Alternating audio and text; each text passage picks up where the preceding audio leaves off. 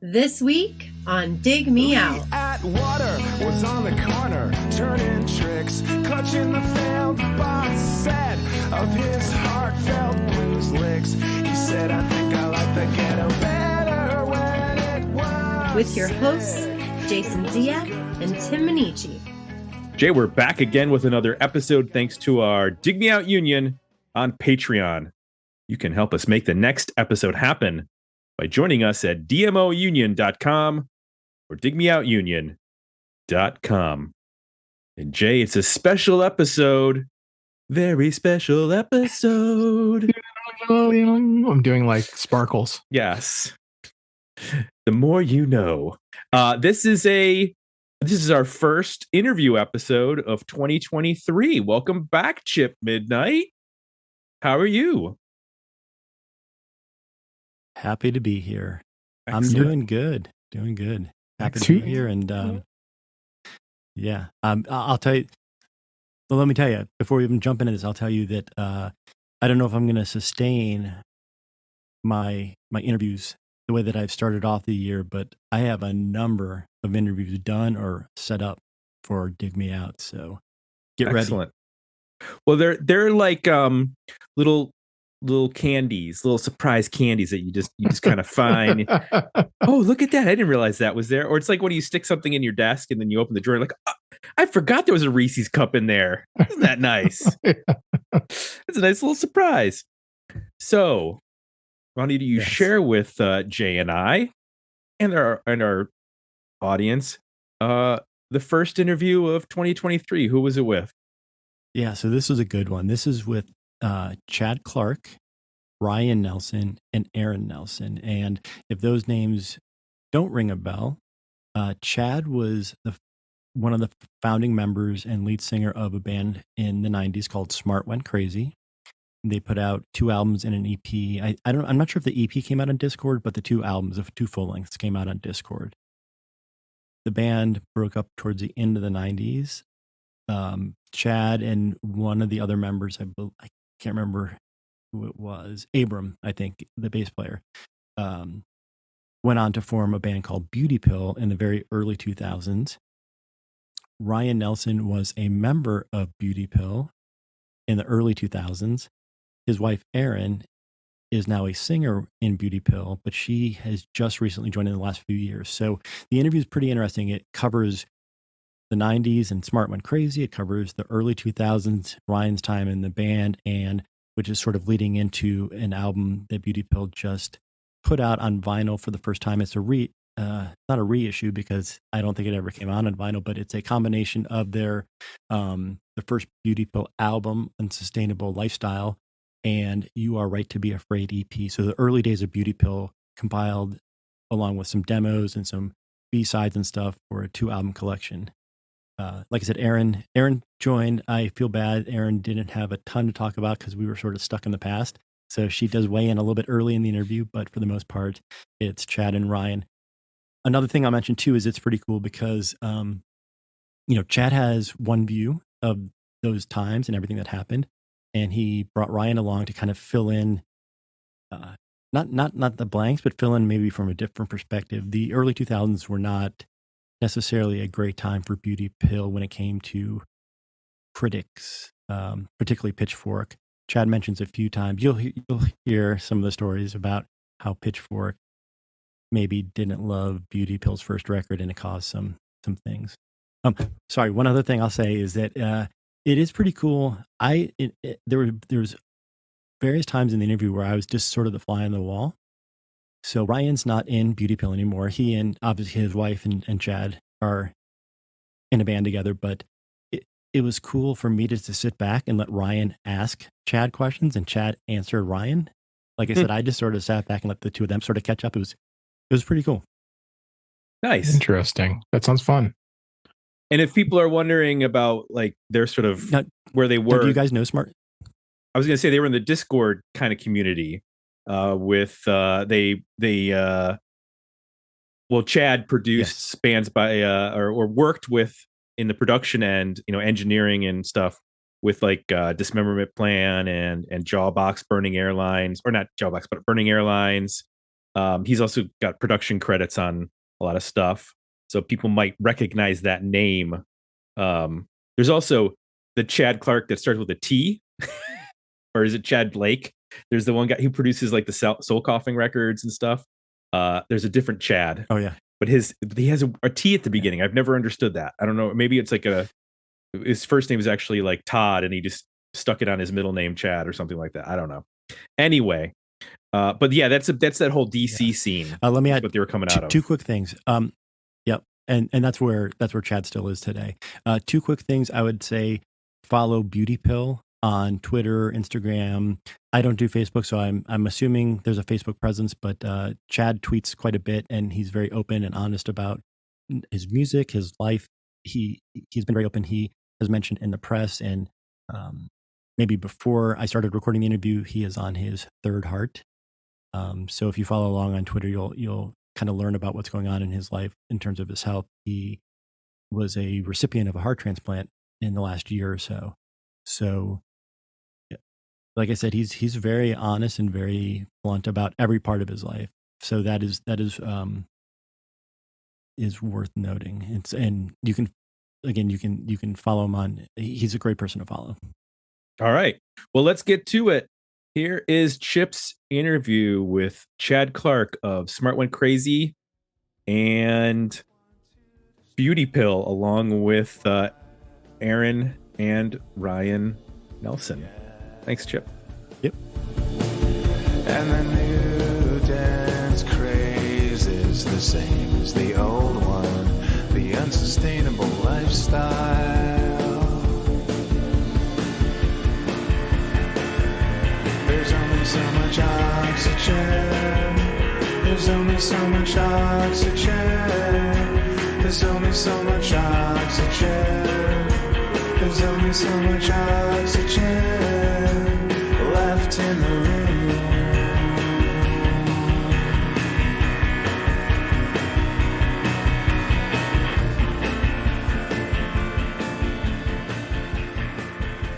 So without further ado, let's start in the 90s, and we have Erin, Ryan, and Chad, all from Beauty Pill. But we're going to talk about Smart Went Crazy to start off with. However, as we're talking about Smart Went Crazy, Ryan and Erin, I would love to know about your 90s stuff as well. So let's start with Chad. Chad, you grew up in DC, is that right? Well, I grew up as a kid in New York City, between Harlem and Washington Heights. But yeah, and after, in my adolescence, I was in DC. Yeah. So graduated high school in DC. Yes. And that's where Smart Went Crazy started. Was a high school thing, or was it a college thing? No, it was actually after college.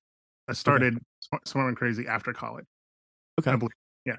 So tell me about, people that listen to the podcast know that I grew up a suburban 80s hair metal kid, and my life changed when I saw Nirvana for the first time.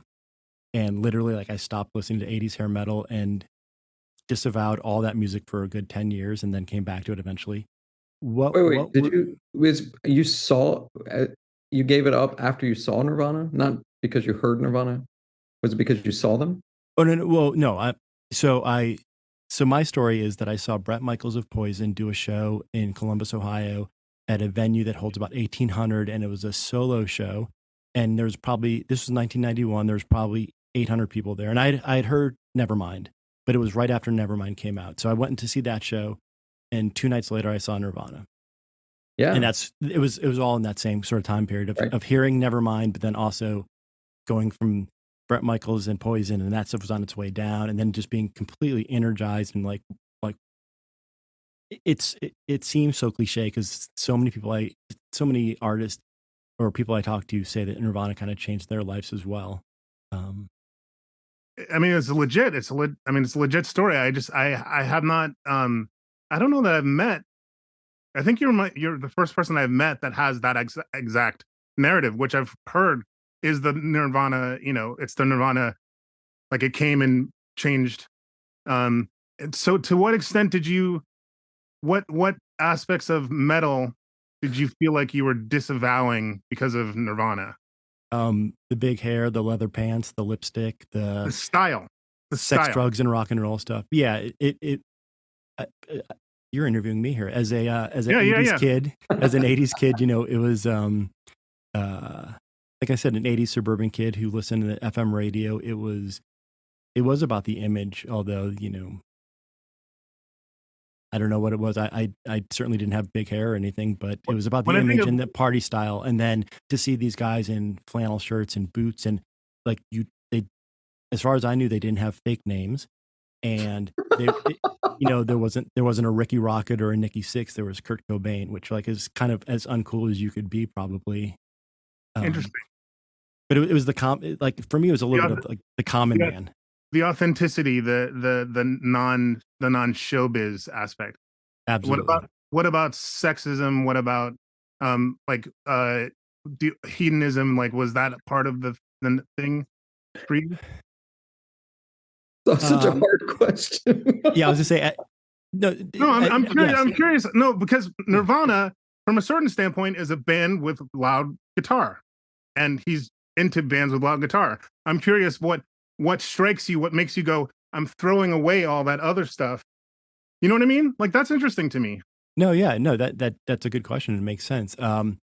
As an adult, yeah, you're probably right. As a 17 or 18-year-old kid, I aspired not to be like those guys, but I looked at them driving cool cars, and I perceived them flying around in private planes and having Playboy model girlfriends. And like, as a 17 or 18-year-old kid, I was like, that's what man, why can't I have that life? And then seeing Nirvana, Nirvana essentially was a rebuke to that.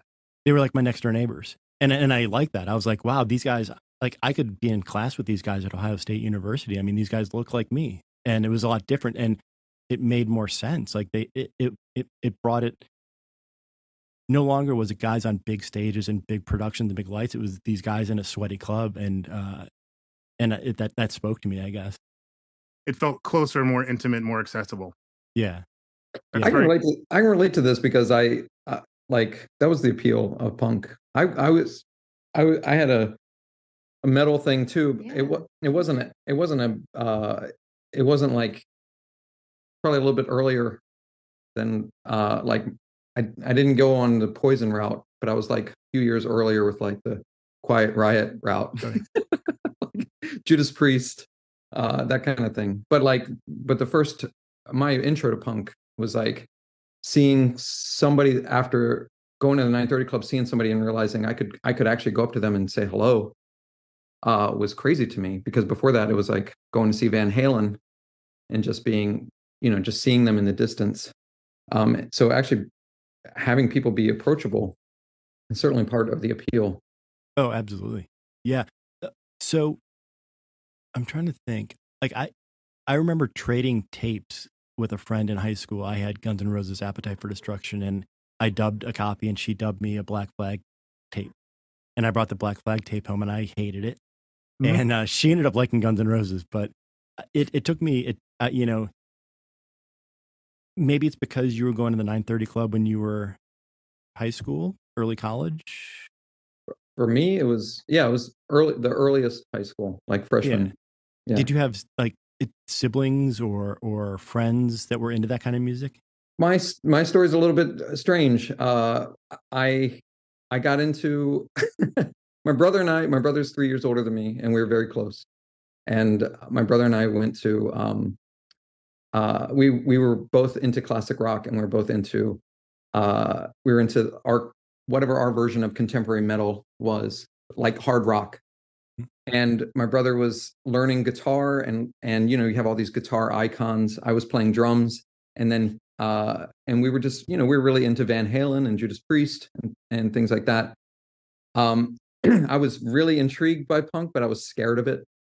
I grew up right outside Southeast DC, and there weren't a lot of punks in my neighborhood, or none that I knew. I mean, it's like I didn't hang with Bad Brains as a child, so I didn't like, there was nobody that I knew from my specific neighborhood. But I used to ask people about punk, and I used to be really scared of it because I thought it was really like drugged out and crazy. And then when I started listening to it, I was kind of in the closet about it. My brother and I I played the Exploited, and my brother and I would kind of make fun of it, and then we'd learn the songs real quick, and then play them in the basement and kind of laugh at the songs and how easy they were to play. And then I'd put the tape on again, and my brother would be like, "It's not funny anymore."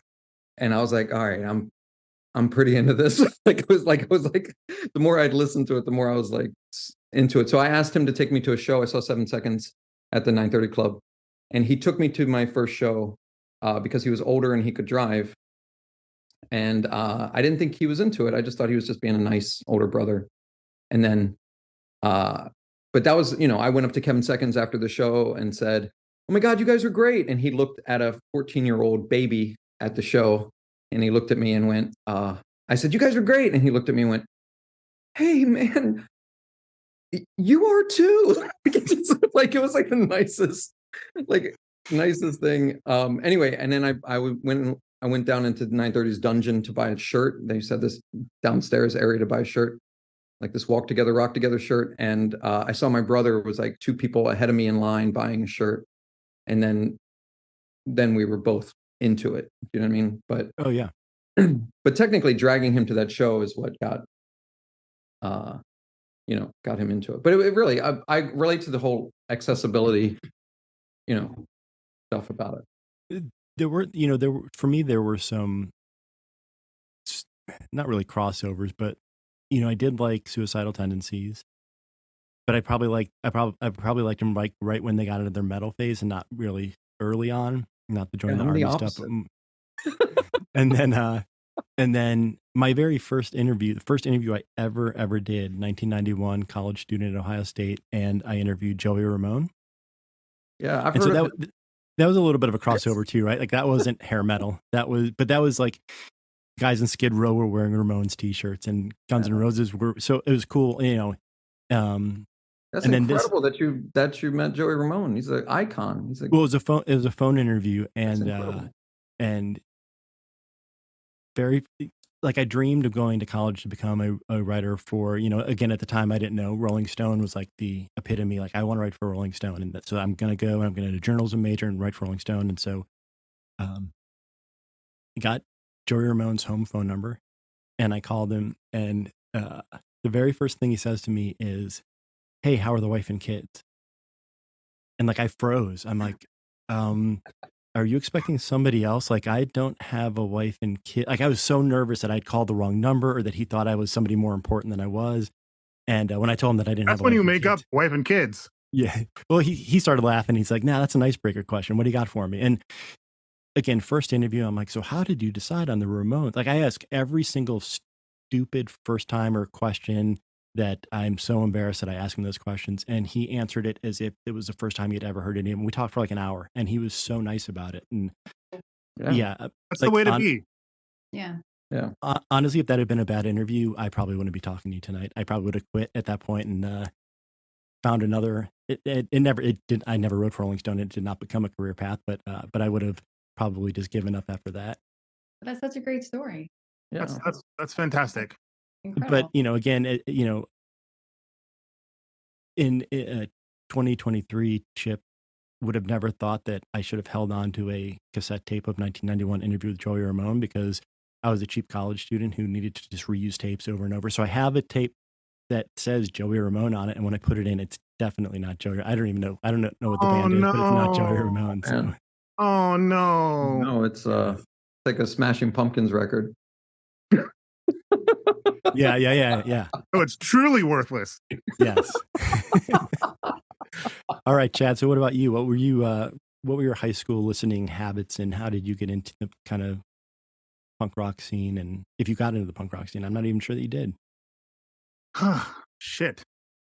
My history with music is not so social. A lot of kind of like my dad putting on like my memories of getting into music have to do with like headphones, literally headphones. my dad putting on Sergeant Pepper's and listening to it in headphones, and this is early stuff, and noticing like the drums are in the left ear and the singing is in the right and all that stuff, like that's and Thelonious Monk records. Wait, did and- your dad play you the stuff, but would put headphones on you? Like you listen to Yes. this on your own? Yes, my dad would be like, sit me down with Yeah. with a big chunky 70s headphones, and Yeah. you know so yeah, my history of music is not so much like I don't have an older brother. I have a younger brother actually. I didn't have I didn't have any kind of tribal when I say tribal, just sort of like gangs, friends, in that sense of my orientation to music was kind of personal. I liked Run DMC. I liked early hip hop. Trying to think. Man, wait, let me ask you this. I'm sorry to interrupt. When you listen to early hip hop, did you memorize the lyrics like immediately? Because I remember listening to UTFO when I was in 5th grade. I think they did Roxanne. You remember Roxanne? Roxanne? I think it was more transfixed by the sound, like the Yeah. beats and the sound. I just remember memorizing lyrics so fast. Like I heard a tape like twice and I was like, oh man, I got all these lines down. I could never do that with a gun to my head right now. Like I could never do that. Yeah, I mean, I wish I could say that I was that oriented to the words. I just was like the vibe, which is why to this day I do understand people. I mean, I'm very into lyrics now.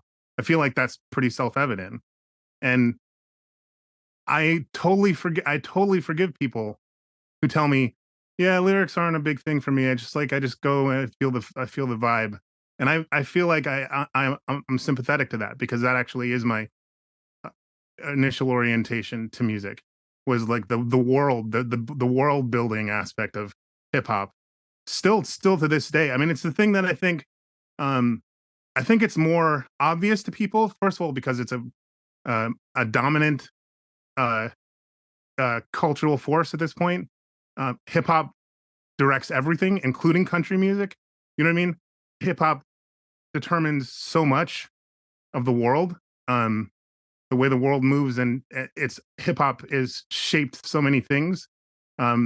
Even I mean, I'm serious. Like you listen to modern country music, and it's just got this it's got this hip hop beat loping under it. No, it's like everybody taking a lesson in production value. Like yeah, that. and the kind of the world. I like the world of the record, the world thing. That's what like I know you know what I'm talking about, Ryan, but the De La Soul created worlds. Yeah. No, look, Grandmaster Flash, somebody came to my sister's party one time with a Grandmaster Flash record under his arm, and he put it on the turntable, and I was transformed because of the world. But I mean, the lyricism, but I had entered like New York, like you remember New York, big city of dream. Every day New York ain't always what it seemed. You might get fooled if you come from out of town, but down below I know my way around. The whole thing, right? All those things, like I'd never been to New York, and like I was just like, this is like, everything about it was so scary and crazy, and everything. But wait, let me interrupt real quick. What's interesting is that you said that your dad turned you on to this stuff by putting headphones on. I wanted to actually just focus on the fathers for a second, because I think we all three have this in common. My father played not headphones. He would play Miss You by the Rolling Stones as louder than God. And I mean, like, it was so loud in the house, like it was reverberating the walls. And like Eagles, Hotel California, and like just like classic rock jams for days. And Erin's father, well, I'll let you talk about it, but Erin's father owned record stores. Taking my story from me. No, I'm saying, like, your father must have turned you on to stuff too. Yeah. I think he's handing it off to you.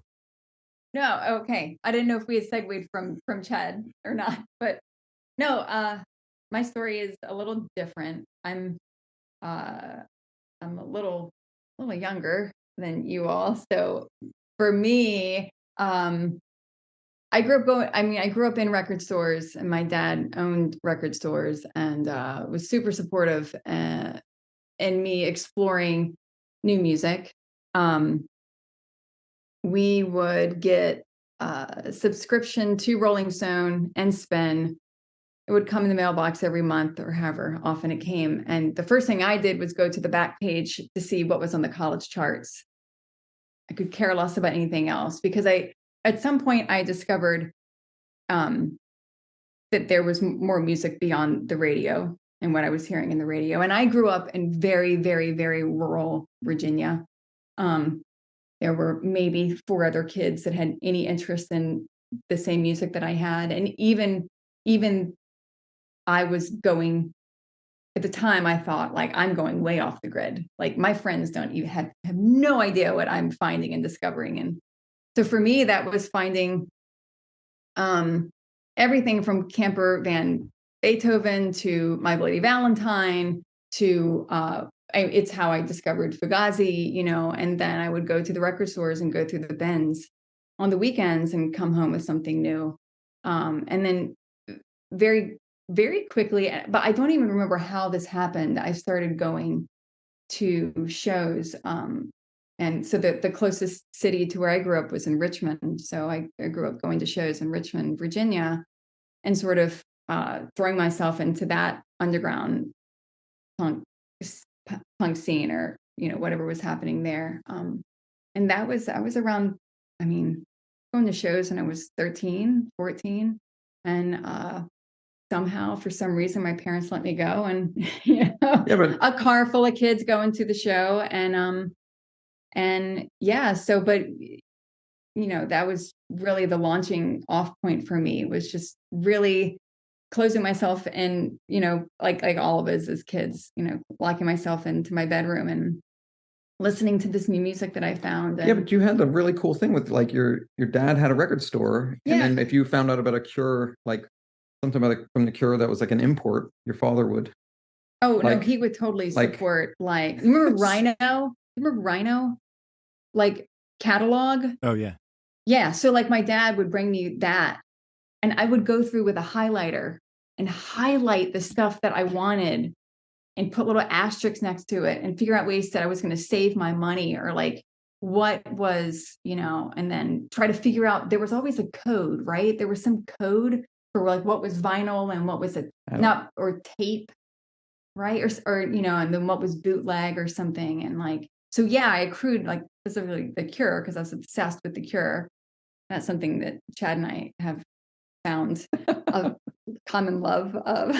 Yeah, absolutely. Years, but like, yeah, like I was a total music record nerd as starting from like 8th grade onward.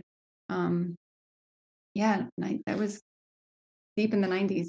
Yeah. See my story, I didn't have older siblings, and I grew up in Connecticut, and my best friend's sister was just enough older than us that she went away to college, like while we were in 5th or 6th grade. So she was 7 years older than us, and she left behind her records, which were Journey, REO Speedwagon, Van Halen, The Police, Ozzy Osbourne, Black Sabbath, that kind of, the popular.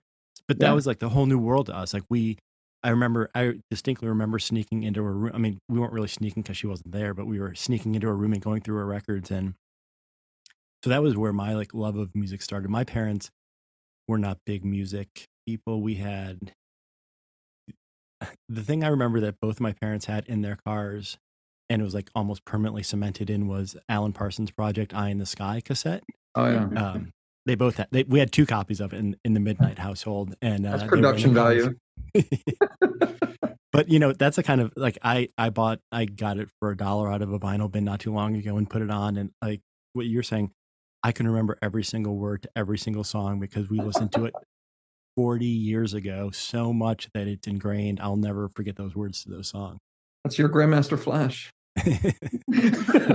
but when you said that, I did have the Sugar Hill Gang Rapper's Delight album. Yeah, we got our kids have that on vinyl. Yep. I don't know how that happened. But found it at a used record bin somewhere. Yeah. This is where it's probably good to point out that this is a married couple. I don't know if if that's been established. Yes, I'm Oh, I meant me and Erin's kids, not me and Chad's kids. Oh my God. Very good. So, Chad, then how did so going from, was it the production stuff that got you into playing it? Like, how do I duplicate what I'm hearing in my ears? Is that how you got into playing music? I should have a better recollection of this. I should have more understanding of this. Here's the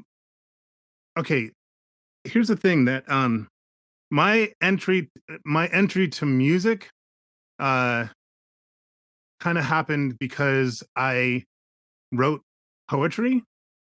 I was a writer kid. I was really into really into books and reading and poetry and I kind of had I don't know. I think I developed an ambition to be a writer. I don't know, when I was in high school, and I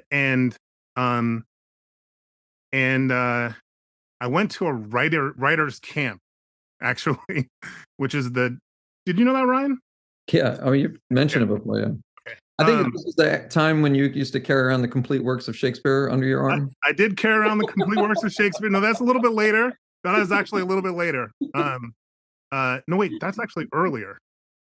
That's earlier. Yeah, I had a when I was in like, actually it's interesting. The complete works of Shakespeare thing is an interesting. No, I mean that's actually an interest. I think this could give you some insight into like my whole deal. We moved from Harlem and Washington Heights, totally black neighborhood, black and Puerto Rican neighborhood. My parents, my dad became the general counsel of the Equal Employment Opportunity Commission in Washington, D.C. My dad was a lawyer. My dad died in 2019. Is why I say was. When I refer to him in the past tense. And we moved to DC because my dad had a big time job in DC. We actually moved to a suburb outside of DC, Arlington, Virginia, and which is a white neighborhood, largely white neighborhood, and maybe a little bit faintly Vietnamese neighborhood, but not a lot of black people, not a lot of Hispanics, not a lot of Latinos, not a lot of other minorities, and but I was a nerdy kid. I was like, I was tall. I was like, I could beat you up if I needed to. You know what I mean? I'm not the kind of kid you would probably want to step to, but I was definitely nerdy enough that a bully might be attracted to try it out. I started carrying around the complete works of Shakespeare, which is like a book like this big, like a really large, ridiculously large book. Nobody carries it around. We're familiar with it. I mean, it doesn't make sense to carry it around. It's really it's kind of stupid thing to be carrying around. But I kind of carried it around as a kind of defiant thing, like, come on, fuck with me, you know. I'll beat you with this book. I mean, I was ready. I was ready. I mean, and I actually did end up getting into a pretty bad fight. Is this the same era though? I mean, obviously Chad and I have a history, but is this the same era? Chad, you said that you, at some point in your youth, but I don't know if it's later or not, but you said there was a time when you'd listen to a Walkman all the time, and there was a time when you listened to music more than you did not listen to. Like, you know what I'm saying? That comes a little bit later, but yes. Which is funny because like the contemporary kid with like, this, like my students, I'm a high school teacher. It's like their earbuds are in constantly. So yeah. It's really not that unusual. I'm pretty sure they're listening to stuff constantly, but like, I remember when you told me that thing, I was thinking like, I'm a music fan. Oh my God, I'd never do that. I would never listen to it that much. It's not an attractive trait. I can tell you. Yeah. Especially with girls. Like, are you are you always listening to music? Are you all, and when you're not listening to music, you're talking about music when you know, not an attractive trait. Okay, so here's the thing. I got into writing, and around age 15, my parents sent me to a writers camp, which was actually at Mary Washington University, I think, in Virginia. Or- Uh, and there were different divisions of this writers camp. There was the poetry, there was the prose, and there was actually a music and songwriter kind of thing. All very nerdy kids who had supportive parents. I have to say, like, if you were there, your parents, were like encouraging you to be a creative person, I think. Which I have to give credit to my parents. That's the truth. That's my truth, is that I was there because they were supportive of it. And over the course of the time I was there, which was like 2 weeks, you could feel that poetry did not have the social traction of rock and roll. Like you could see that just the galvanizing social aspect of music, if you were in the songwriting division, was much cooler, by like leaps and bounds. And I love music, and so I my friend Jed actually kind of was like, you should come over to our side. You write poetry. And I played piano, which I should have said. I played piano at that point. Because in Harlem, we had a piano in our house. And I would sort of sit down and make up songs on the piano. And so Jed was like, you could combine your music thing with your words thing, and that's called songs. And I think, I think girls will like you, basically. So I managed to transfer within the camp to the songwriting division at the very end of the camp. And that was my entry into like, that's, my supervillain origin story, I guess. So you did do it. You did do it to get chicks. So that means you got a lot to do. You have a lot in common with the metal thing that we were talking about earlier. Look, I don't think it was literally. It was more like, I noticed you could hold people's attention. You could hold, you could, like, it's like a social, like, it was like you could reach people in a way that people tune out poetry. No, for sure. Listen, I teach creative writing, and in creative writing, kids sign up for creative writing. And when I say we're going to do poetry, everybody sighs. There's going to be like 2 kids in the room of like 30, right? There's like 2 kids that are like, yay, but they're kind of like, I don't want anybody to know I like this, but they like it. The rest of them are like, poetry. And when I teach English and we study poetry, they sigh. If we talk about lyrics and songs, they're interested. Yeah. So, poetry is such an interesting struggle, because I think it's pathetic. I think the poetry world should feel ashamed of itself, in my opinion, that no progress was made for the form in an age when people's attention spans shrank, a la Twitter. Poetry is actually perfectly suited to Twitter. It's an art form. You can't claim it's boring in the sense of you don't have time for it. You definitely have time for poetry. It's interesting that poetry should have, in the age of where brevity is celebrated, poetry should have made much bigger gains in terms of the world consciousness. And I think that it's a failing of the community behind it. I mean, this is not, they won't like to hear this, that didn't happen. But I did notice, it wasn't, I mean, the girls thing was like, I'm being sort of flippant about it. It wasn't literally girls. It was more like people, you put a melody behind words, and people are listening, you know. Mhm. And then you later learn, oh, they're only listening to the melody, and everything, there's sort of like everything else is sort of sounds and phonemes or whatever. But yeah, my orientation to music is not so much like I'm actually jealous of people who had um kind of like groups of friends who got into things in a sort of gang-like ways. Um, uh, I didn't have that.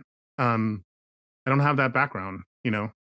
Um, and after this period, about I started really liking Peter Gabriel. I like Peter Gabriel a lot, which is I think that something that's becoming more evident in that influence is becoming more evident in later period Beauty Pill stuff. That sort of widescreen world building thing that he did. Um, I was into the world of the record, and live performance was something that was exciting to me, um, but was not the thing that that drove me down the tunnel. It was record. Um,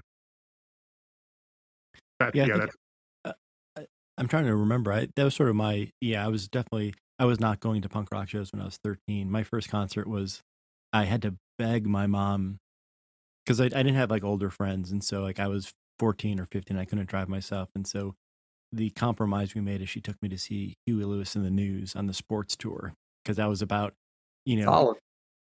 sort I of, saw Huey Lewis in the News as well, but it wasn't on that tour. But my dad definitely, he would get free tickets to stuff. And so that was one of them. That also saw Van Halen.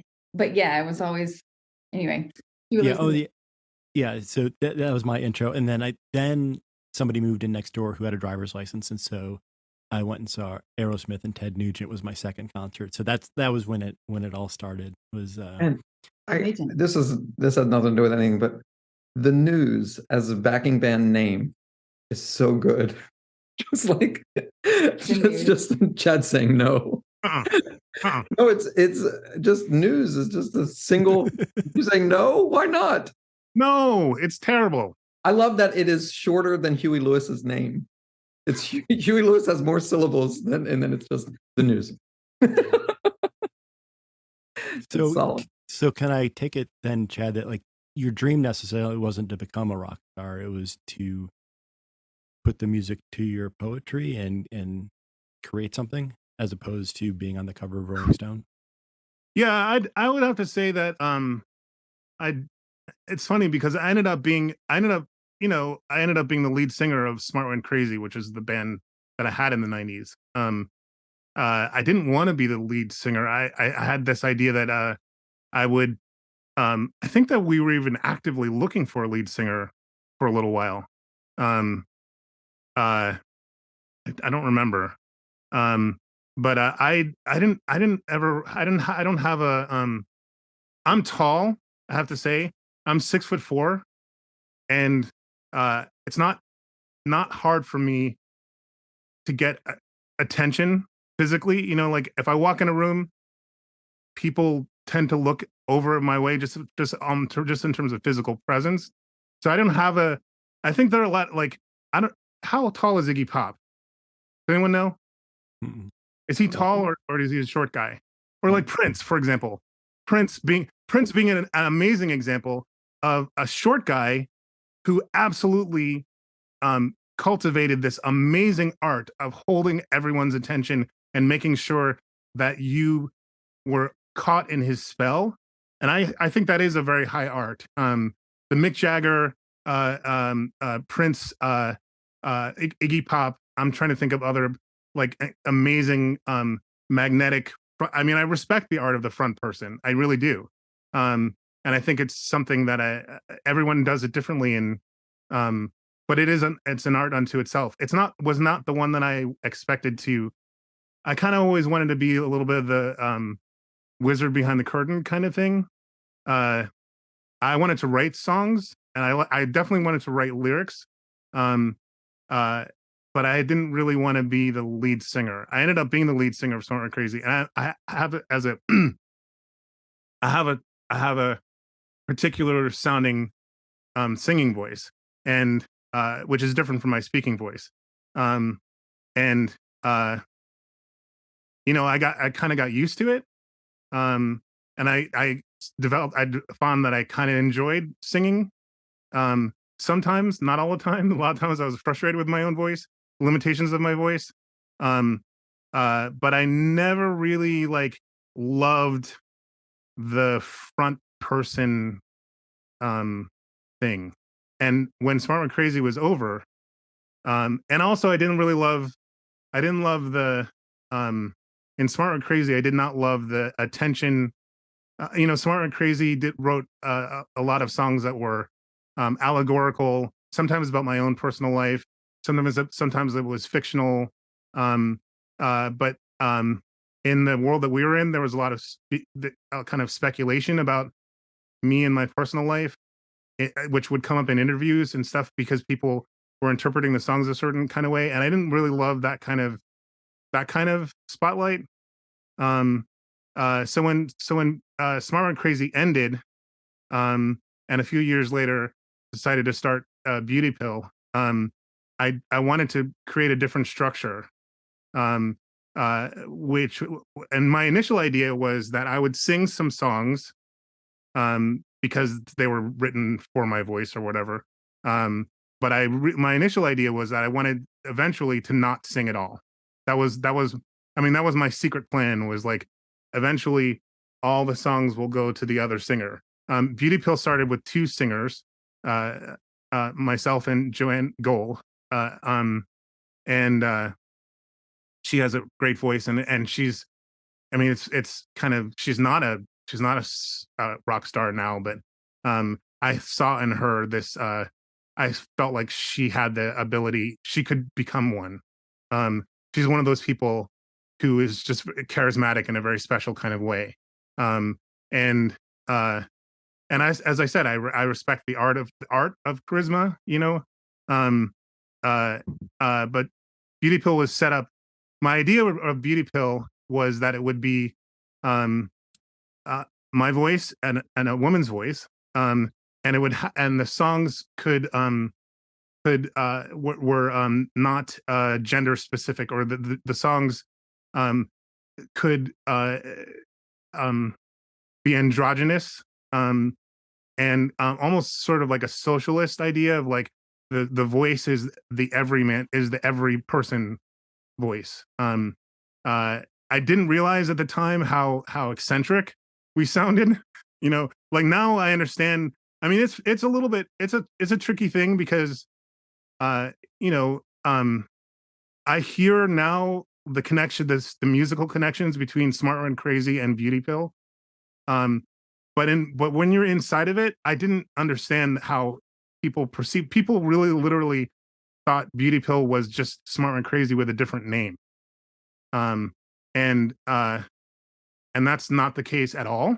And it wasn't the way I had perceived it. When let me jump in and just say, when I joined the band, Joanne and Abram, I joined the band when the original Beauty Pill lineup was still there. And that was always the idea, was that you and Joanne would trade. Like, yes. I remember early on, it was like I joined the band in order to bring the band to become a live thing. Yes.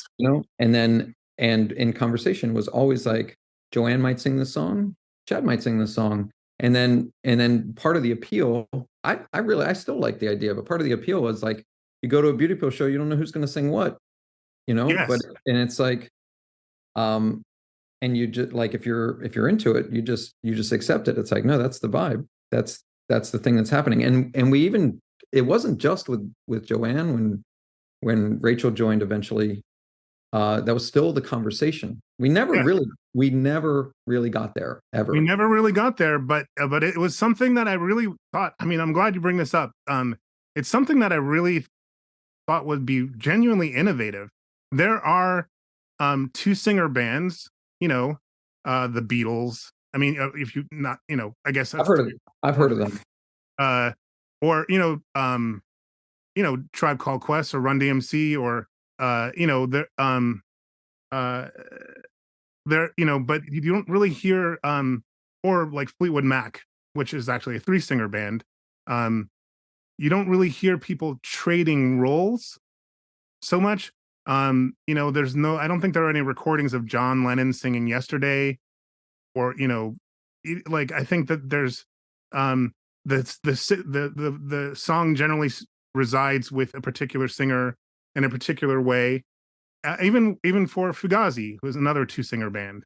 I don't think that there's moments. I might be wrong about this, but I don't think there are a lot of recorded moments where they flip roles in a sort of fluid way. Mostly Ian sings the Ian lines and Guy sings the Guy lines, and that's kind of the way it goes down. The only thing is we never did it. I always thought it would be like a surprise live. We never did it live, but it, like for Beauty Pill, like Joanne sang Hidden Track. I think there's a version where you sang Hidden Track. I'm not sure. Yes. Erin, you sung Hidden Track yet? You have, right? We've played around with it. Well, you know, with You Yes You, there's a version with you singing, Chad. I think I recorded Joanne singing it once, and I one time sung it on 4-track. I mean, this will never see the light of day ever. But like, I remember I got really sick, and my voice was like this, and I was like, "Oh, this is going to be really good for You Yes You," and I recorded it, and it was. But like I said, it was always the plan was just like that. We did that with Prison Song. I mean, that's yeah, Prison Song. So yes, yeah. You've done Prison Song. Maybe that's what I'm thinking of. You've done Prison Song. Not Hidden Track, Prison Song, and Rachel's done Prison Song, and Chad, you've done Prison Song. Yes. So I love it. I think I still think it's a cool idea. I wish that it was something we were known for, but it's not. We've never pull it off. You know what I mean? It's like it's a little bit of a failure. Let's get on it. Don't call it a failure. Let's do it. No, I mean, we're still wanting to do it. Yes. We talk about it. It's something. Yeah. I mean, since the moment that I started working with you, it was like you were. I feel right out the gate. You were saying. I feel we're closer than ever to it, and it's something that we all want really badly to do. But I mean, the practicality of like when we were like, so when I was in the band and we were touring, I mean, this isn't a statement on anybody in the band, but we were really trying to get through the songs. Like it wasn't, So it was like, you know, we had to like manage what we knew. And I think everybody in the band was just like, in order to get through the tour, we have to stay in our lane. I think that's true. We didn't come up here to riff. I think that's true. It is actually like at a mechanical level, it's an ambitious plan. But, you know, Chad, you and I have only played a handful of shows together live because of COVID and other various things. But live, I have sung a couple of your songs. And that was.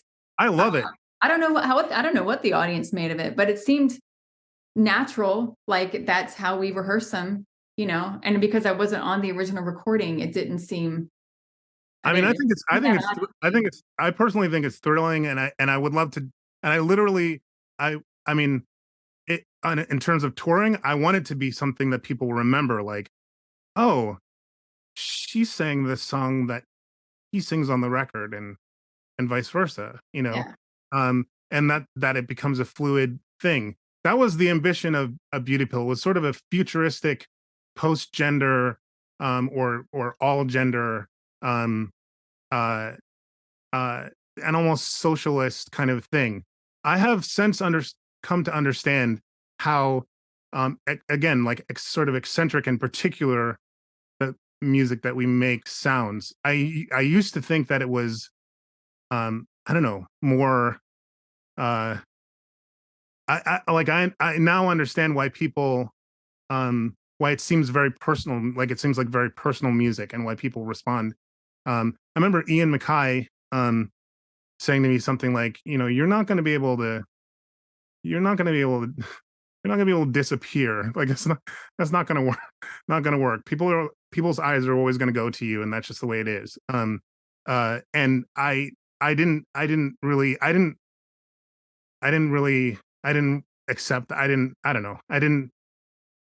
I have more. I think I have, now that I'm a middle-aged man, I feel like I have more like kind of a bird's eye view of like I go back. I was saying this to Ryan. Like I go back and listen to things that I used to think were hit song sounding things, and they're so weird.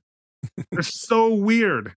Things that I really thought were like, oh, radio hits. I mean, I straight up literally was like, this is going to go to the top of the charts. And like, my concept of what I was doing was very diluted in a way.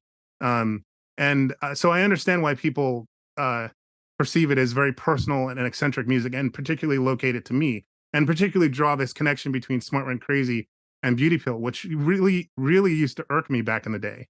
I literally didn't, first of all, I kind of just felt like I should be given a clean slate. Like, let me just start something that was Smart and Crazy. Let me start something totally new. I think it's actually, speaking about actually Blue Period, the record that we're releasing now, I think it was that misapprehension, the expectation that Beauty Pill was simply renamed Smart and Crazy, is one of the things that went wrong in terms of the way people received the Blue Period music. I remember some reviews were like, he's not screaming. And like, what are you talking about? No, I don't. And, and they were like, it sucks because he's not screaming, like these are kids, obviously, these are punk kids, with an expectation that, oh, well, he screamed in that other band. And I was kind of expecting it to kind of rock more. I think, I'm going back to Ian. I think Ian once said to me, sometimes the last person to understand your new band is the band of your old band. And that was eye-opening for me to think about that.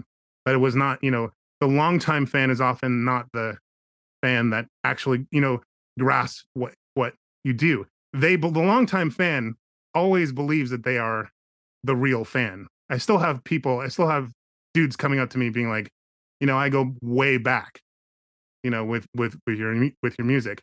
And that's not always a sign that they get what I'm doing. You know what I mean? They think it is. They think it is. They're like, anybody who's been into you for just a couple of years, they don't really get it. I get it because I've been down for 20 whatever years. It's not always the case. I don't know. I'm rambling now. At a point. So you said that was your vision of when you started Beauty Pill, was to be able to do this. Did you have that idea in Smart Went Crazy and maybe the band members weren't the right band members to pull it off? Or was this something completely, you just wanted to completely throw away everything and start? No, I think I understood my role in Smart Went Crazy. I was the lead singer. It was Smart Went Crazy in some ways was a much more conventional rock band kind of thing. I mean, we were a rock band with a black dude singing and a cello, but we were a rock band. Like Beauty Pill was more of a conceptual kind of a post Stereo Lab kind of conceptual Public Image Limited sort of like idea that was post band almost in a way. At least let me just jump in because I remember just the friendship of Chad, Abram, and Joanne. Like, Beauty Pill started just as three friends getting together, enjoying being around each other. It really didn't seem like, we have to start another band with, correct me if I'm wrong, Chad, but it didn't seem like we have designs for world domination. It seemed like the immediacy of your friendship with these people. You know what I mean? Like, and you guys hung out together. You guys wrote together. It was very insular. The three of you just doing whatever you want. Like it was almost like an explosion with like new freedom. I would agree. I have to credit Joanne for that, though.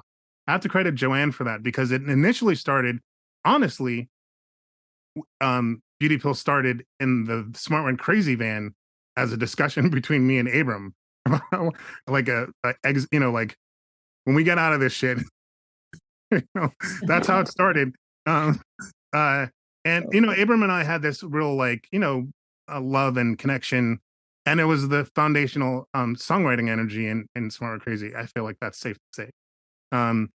And and when when Abram and I got out, we talked about like, what do we want to do with this creative energy, with our friendship, and we started talking about the design and our ideas of what the next thing we wanted to do, and I knew that we wanted to make something.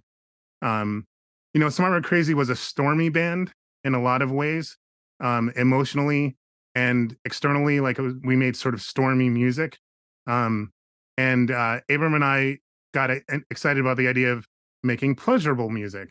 As I said, what we considered pleasurable, I can now hear how weird it is. But and Abram and I started working on songwriting. Abram and I have had and have a very strong songwriting connection. We can easily kind of fall into songwriting together. But Abram is sort of dour as a person a little bit, and I can be dour. And the music that we make together, if we're left to our own devices, can take on a sort of shadowy, sinister. I don't know.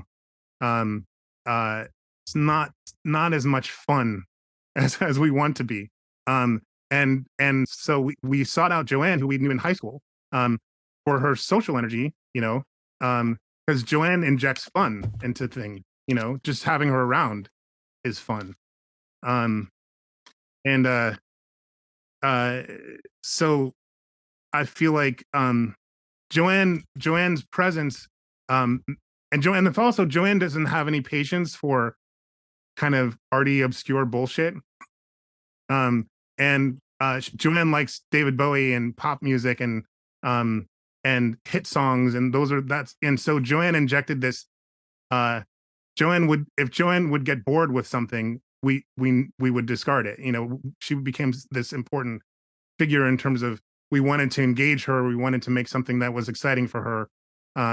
She was the opposite of dour. Yeah, she was the opposite of dour. And those kind of things, like, I still think those things are really important. I believe that, I say this all the time, and people think I'm being provocative or abstract, but I do believe that instruments amplify people. I think that that's what instruments do. I believe that when you hear me on guitar, or I don't know, anybody, when you hear Devin on drums, or I don't know, pick a famous person playing an instrument, you're hearing them through the instrument. And I think that personality is what comes through in music. And it's why if a band of boring people will make boring music. And I believe that Joanne, and I don't think that I believe that Joanne's presence in Beauty Pill injected this very necessary chemistry of electricity, of extroversion, of charm. And I credit her for that. And I think that is why the first Beauty Pill EP is it's a strong and charming jewel of a record. And I think that I wrote a lot of that stuff, but I think it's Joanne, the Joanne and Abram and Chad, as you said, world of friendship and love, and kind of hanging out and getting high together in a cabin, like I think those are that's why that record has the vibe it has. And I still believe in human chemistry being very key to what people receive from music. And it's when I'm looking whenever if I'm in a position where I'm looking for, it's why we asked Erin to join the band. Recently, it's like she brings this energy that everyone could feel was needed and is welcome. And so yeah, I think personal chemistry is a big part of what makes music, is what I believe. I'm gonna bring up Ian again. Like, I think that you can hear his interest in direct communication when he picks up the guitar. It's not even in. It's like you can hear his interest in confrontation and being and spitting truth in the guitar, and even the guitar that he chooses to play, and the way that it interacts with the amplifier. You can hear his value system in every note that is played. I think that you can hear people in the instrument, and I think it's what makes music magical. I think that being technically good. I mean, Joanna was not a very technical musician at all. But I just believe it's important. The energy that the person comes through in the notes. I just think it's really an important chemistry. And it's the one thing that I consider an art that I think I'm pretty good at. Is putting those sorts of energies together. I've also screwed up a lot, but I think it's key. I think it's the thing. It's the magic. Yeah. I don't want to keep going back to Smart Went Crazy, but were you able to construct the band in your vision of Smart Went Crazy the way that you were in Beauty Pill, or was Smart Went Crazy more of collaboration amongst people, whereas Beauty Pill is more of your vision? Smart Went Crazy was my first band, and they were all intense people, every one of them, and all of them could be a band leader, I think. And I was the leader of that. I mean, I not the leader. I was the main creative. I was the songwriter at the core of a lot of this stuff. I would come in with a sketch or an idea, and it would be developed democratically. And they were intense people. Like if you were in the room with us, I mean, I mean, I think that manifests in the music as well. And you described it as stormy, right? So that yeah, it's a stormy. I mean, it's a stormy band. And I don't know why I thought it could last. But I thought, I mean, you could feel it. It was like, oh, this is miserable, and it's not gonna, it's like it's gonna be a short-lived thing. Those guys were better musicians than I was. All of them actually. But I was I have a thing. I have a thing. And like I have a song thing. Like I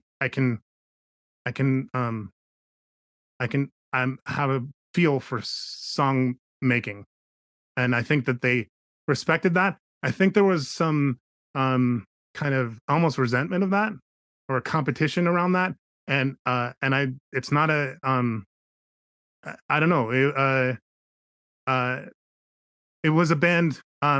I feel like when you hear the best of our music, you're hearing 5 people who are all in concert and exerting their own energies into the music in a particular way where it glows. And I mean, the second record that we made, Con Art, is a phenomenal thing to this day. Like we reissued it a few years ago, and I had to listen to it in order to reissue it, to help with remastering it.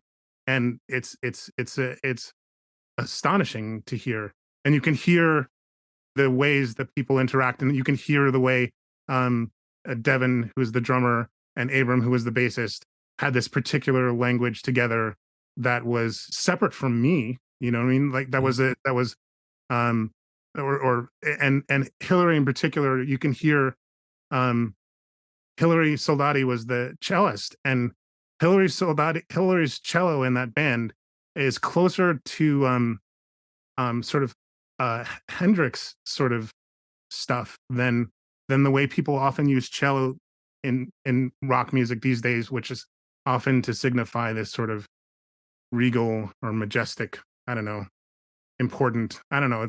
I'm not into. Yeah, I'm gonna stop there. But I think Let me interrupt real quick though and just say this, that for the songwriting part, and I think this is probably true in Smart and Crazy. I wasn't there, but certainly my collaborative time with Chad, I imagine it's the same way. So Chad, correct me if I'm wrong, but Chad will come to practice with an idea pretty often. He's got a lot of ideas on standby that are just like rattling around, and he'll present them. And if he doesn't, or if somebody does something on the fly, if somebody plays 3 notes on a bass and he hears 3 notes on a bass, everything stops and Chad goes, "Oh no, keep doing that, keep doing that, keep doing that." And then he'll pick up a guitar and find another melody, or he'll hum like phonetics, like gibberish or a line or something like that that will be structured later. But if somebody, I think that's the thing that not everybody can do. Do you know what I mean? So like if the people in Smart and Crazy are like technically more like ace musicians, do you know what I mean? Yes. It doesn't stop the fact that like, it's like my experience with Chad was just like, I could play 3 or 4 chords on a guitar and Chad would say, loop that.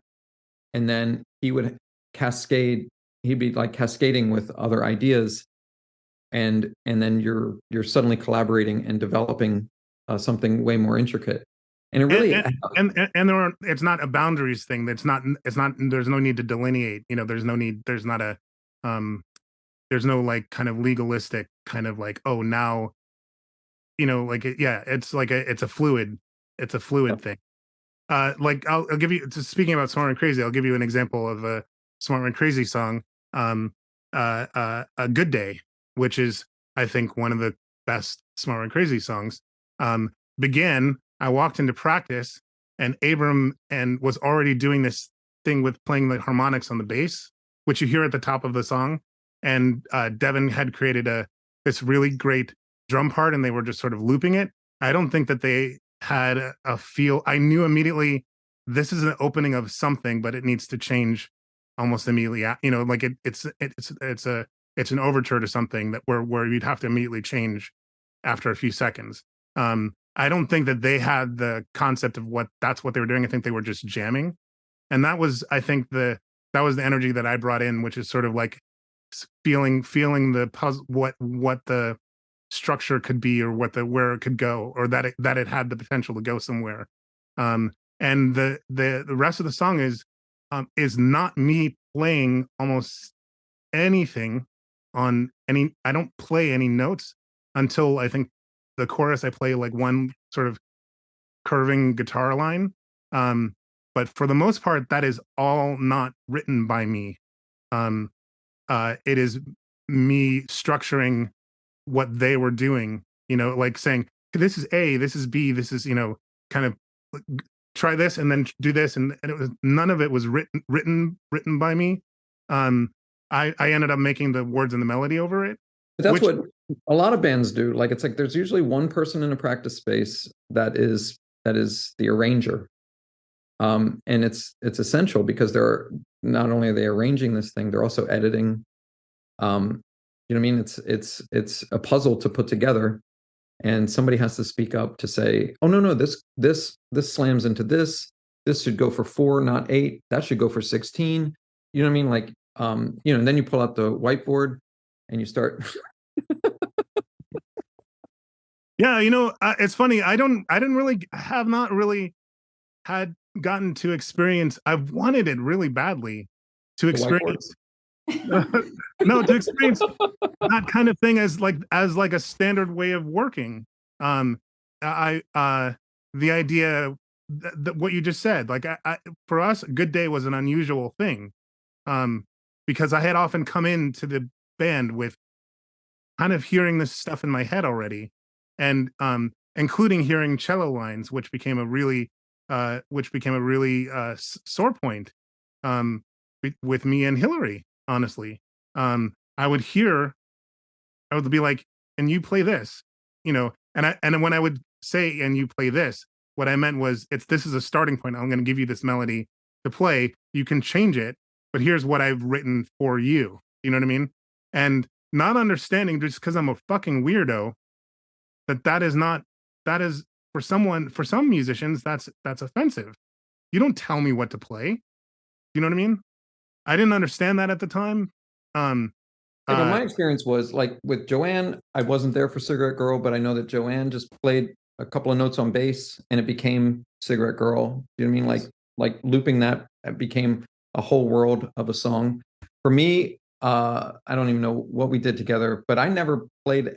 If I played anything on a bass or a guitar, it usually became like you usually embraced it and were just like, no, keep going. And it was like it was almost like an improv where in improv you don't say no, you say yes to everything, like that sort of thing. But Ryan, you're a different kind of person. You don't have that kind of ego. You know? No. When people start competing, I usually leave. Yeah, you're not like that. I mean, which is to your credit. Like the people in Smart and Crazy were, I don't know, you know, they were like they had egos. I mean, look, it's a fucking great band. I'm not putting the band down. No, I get along with all those people. You know, I mean, they're really strong-willed. You know, they didn't. I mean, it was not, and also like the fact that people's attention. You know, when people wanted to interview Smart and Crazy, they were not that interested in talking to the other guy.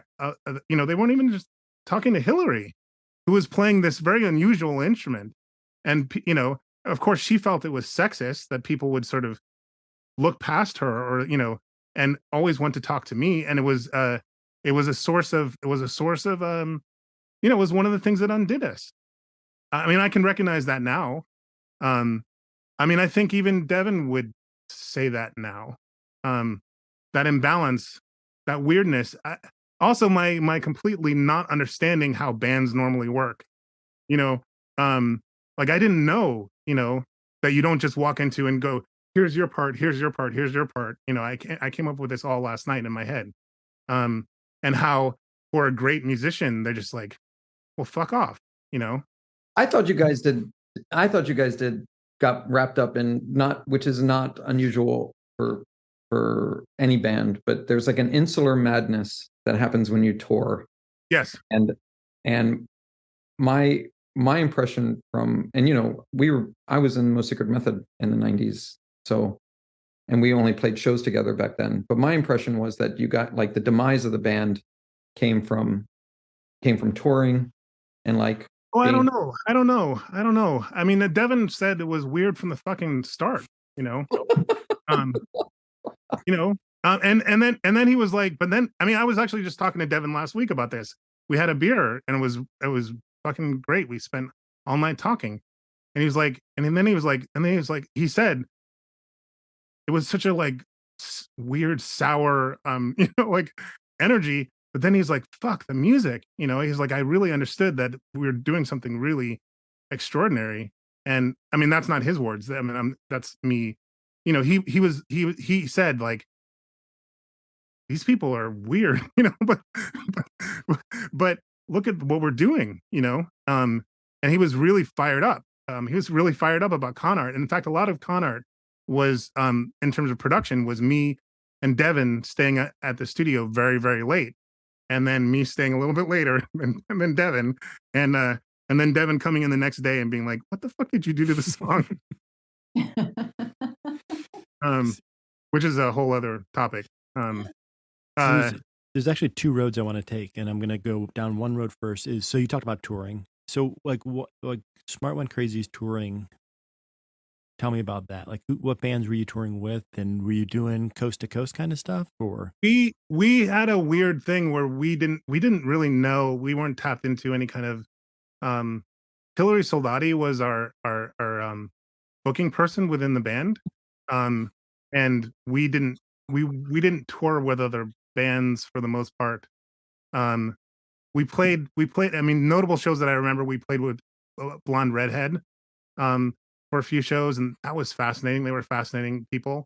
We would play. We would often be on a because our first record, which is called Now We're Even, was not a respected record. And so we were not well. We were both weird and also like and also not great, to be real. And we were touring. Because of beggars can't be choosers kind of thing. We would end up on like hardcore matinees playing with hardcore bands. And we would be the exotic weird thing that you would see that day. And sometimes that worked to our advantage. Like the kids would be blown away. And we would just make an entirely new kind of like scene for that day. Mostly it did not work out. Uh, uh, but yeah, and back in those days, you would try to tour for a very long time. You would try to tour for, weeks and weeks and weeks, and it would be grueling, and it kind of didn't matter. And in a way, there was almost this is my view. There was almost a masochism to it. Um, uh, uh, yeah, I don't know that smart and crazy fell apart because of the vibe on tour. I don't know that I would agree with that. I think, from our conversations in the past, I think the reason I said that was because of what you said about there's a masochism to it. Yeah. I mean, so it's almost like, I don't know, like feeling defeated on the road, and thinking like, what are we doing? What are we doing? Like that sort of thing. I was a drag. I was a drag in that band. God damn. I was the fucking worst. Looking back, I'm sure I was insufferable. Yeah, but do you say that in terms of like self-sabotage? Well, look, Is that too far? I'm not trying to put you on the spot. I'm just saying. No. This is. I mean, it's an interesting thing. Again, like I'm middle-aged man now. I'm looking back at my youth, I guess. And yeah, I think I found a lot of our circumstances completely absurd and miserable, like the worst. We'd be playing some show. I don't know. Like I just thought, well, this is a nightmare. And I kind of like developed this sort of gleeful embrace of the darkness of it. Like I kind of thought it kind of suited the band in a way that we're doomed. We're so fucking doomed. It's hilarious how doomed we are. And I kind of brought that energy.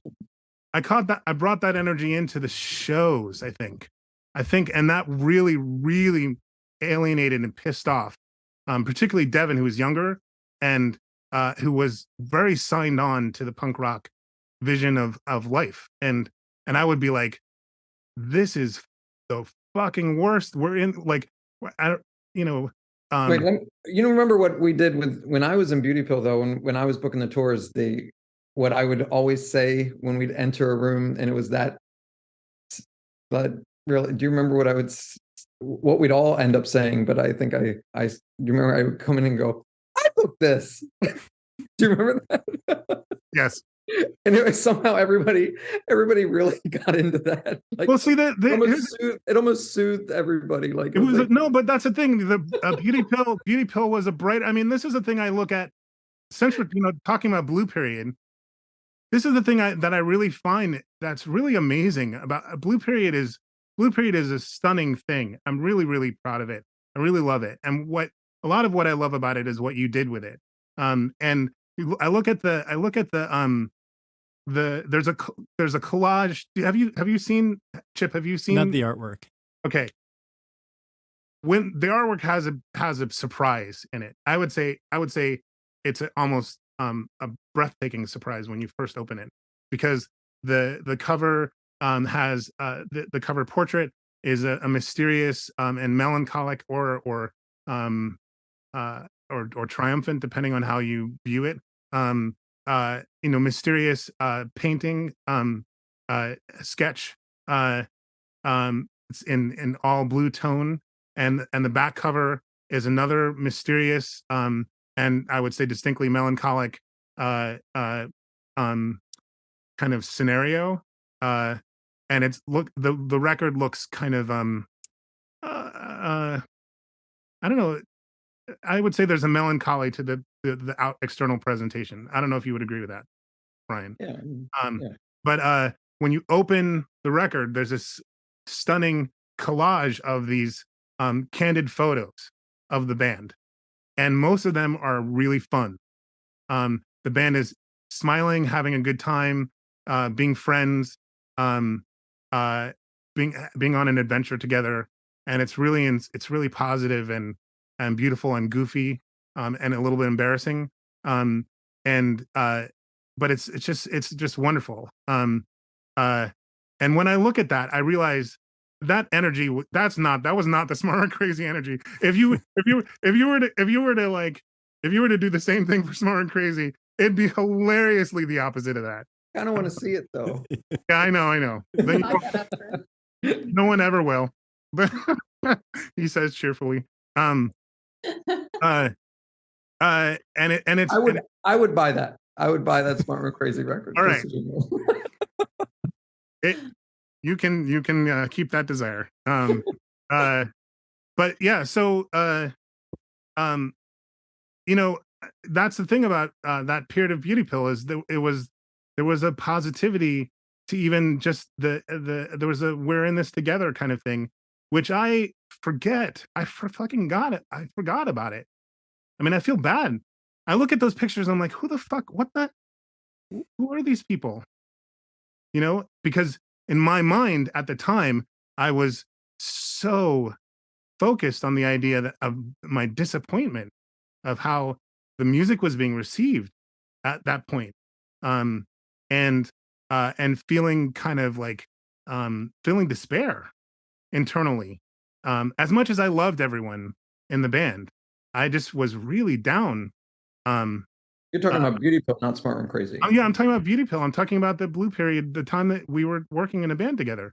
I in my mind, and this is why I've been telling people, and it's why I kind of been insisting that I would like to have people interview you in addition to me about Blue period music, because I think your memory is in some ways more precise than mine, and also your vantage on the whole thing was very, very different. And in some ways, there are things that we maybe even are 180 about.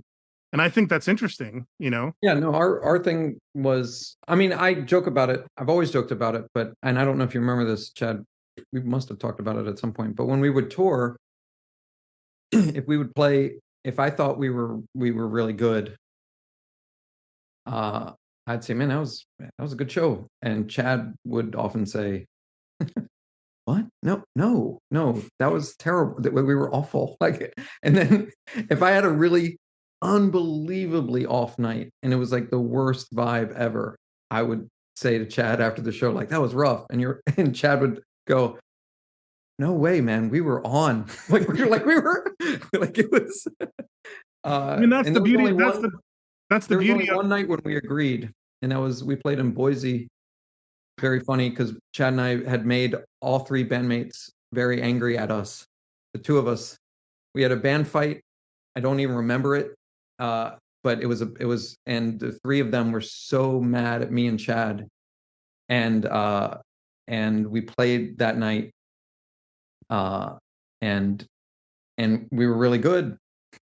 I don't think anybody saw us, but we were really good. And then after the show, like the band, they were still mad, and they left the stage and left all the gear. And Chad and I are like slowly like winding up these cables, like, and then we're like shaking, and we've kind of made our way across the stage to each other, and like, what is going on? Like we're so tense, and then we're like, they played so well.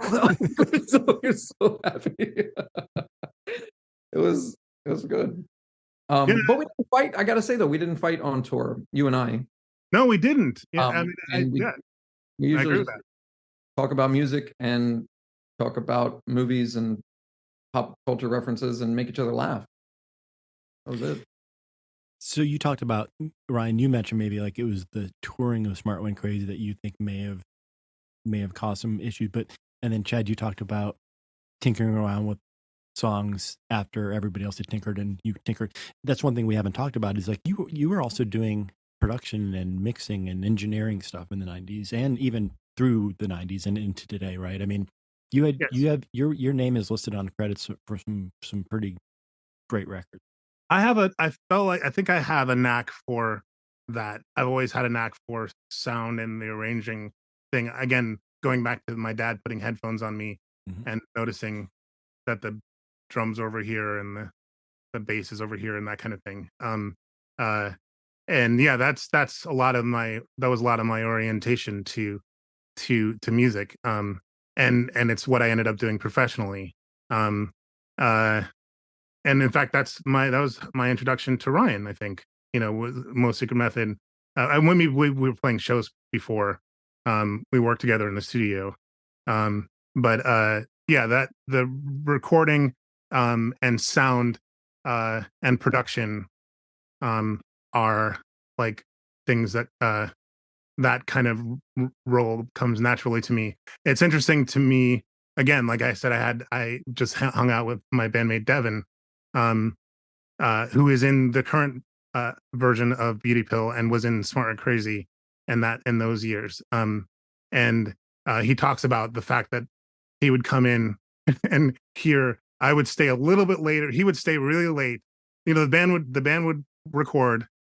Devin would stay up with me, and then Devin would go home, and I would stay up a little bit later. And in the little time that I would just totally change the mix and totally do these radical things to the mix. And it would initially pissed him off, that that I had this sort of now I realize now I'm older, now I see how it came off. Like he's sort of like, who the fuck do you think you are? You can just arbitrarily decide to mute the drums in this part of the song where I was playing the drums. You don't get to do that and without asking me. I would make these arrangement decisions in Smart and Crazy. They're fucking good decisions, I have to say. They're on the record. And it's a good record. But where I would make a radical arrangement decisions in the last minutes of the mix, where I would decide this instrument goes on here, this instrument goes off here. I would sort of organize or focus the arrangement in the mix. And I still believe I still believe arrangement and tone are more important than gear and engineering in the traditional sense. I care a lot about engineering. I care a lot about sound. But I still believe it's the kind of mechanical choices and the choosing what is in the field of the vista of vision of the listener, and where it's placed in terms of prominence, and that's what affects that's what production is in a way. It's not much more technical than that. So when you're doing it within your own band, if everybody's on board, it's great, right? But if, like you had mentioned, like if some people maybe not on board and kind of see it as like, what are you doing to my stuff, right? Yeah. Is it different when you're doing a dismemberment plan record? Like because they've hired you to do it, are they a little bit more forgiving and saying like, we're going to take your vision, or do you have those same kind of conflicts within bands that you're working with? I think it's a struggle that I have in any circumstance. Honestly, it's kind of the way I am. And as I said, and now I'm older. I've got a little bit more of a bird's eye view of I've got a more of a objective view. And I think that I can be inadvertently rude in not recognizing that I'm taking a license in certain things that I will do. And I think that was the case for the Dismemberment Plan too. Again, fucking dope record. You know what I mean? Like I kind of stand by those decisions. But artistically, but probably the way that I did them, I didn't even realize that you just can't act like you just get you make the call. When you're working, Dismemberment Plan, a very gifted band with a very particular vision and a very particular electricity and zaniness, and that is it's their music, And I remember Travis Morrison coming in remember playing him the mix for The City, the song The City, which is a great Dismemberment Plan song, beloved Dismemberment Plan song. And I don't remember what I did. Oh, I do remember what I did actually. I turned the guitars into clouds in the second verse.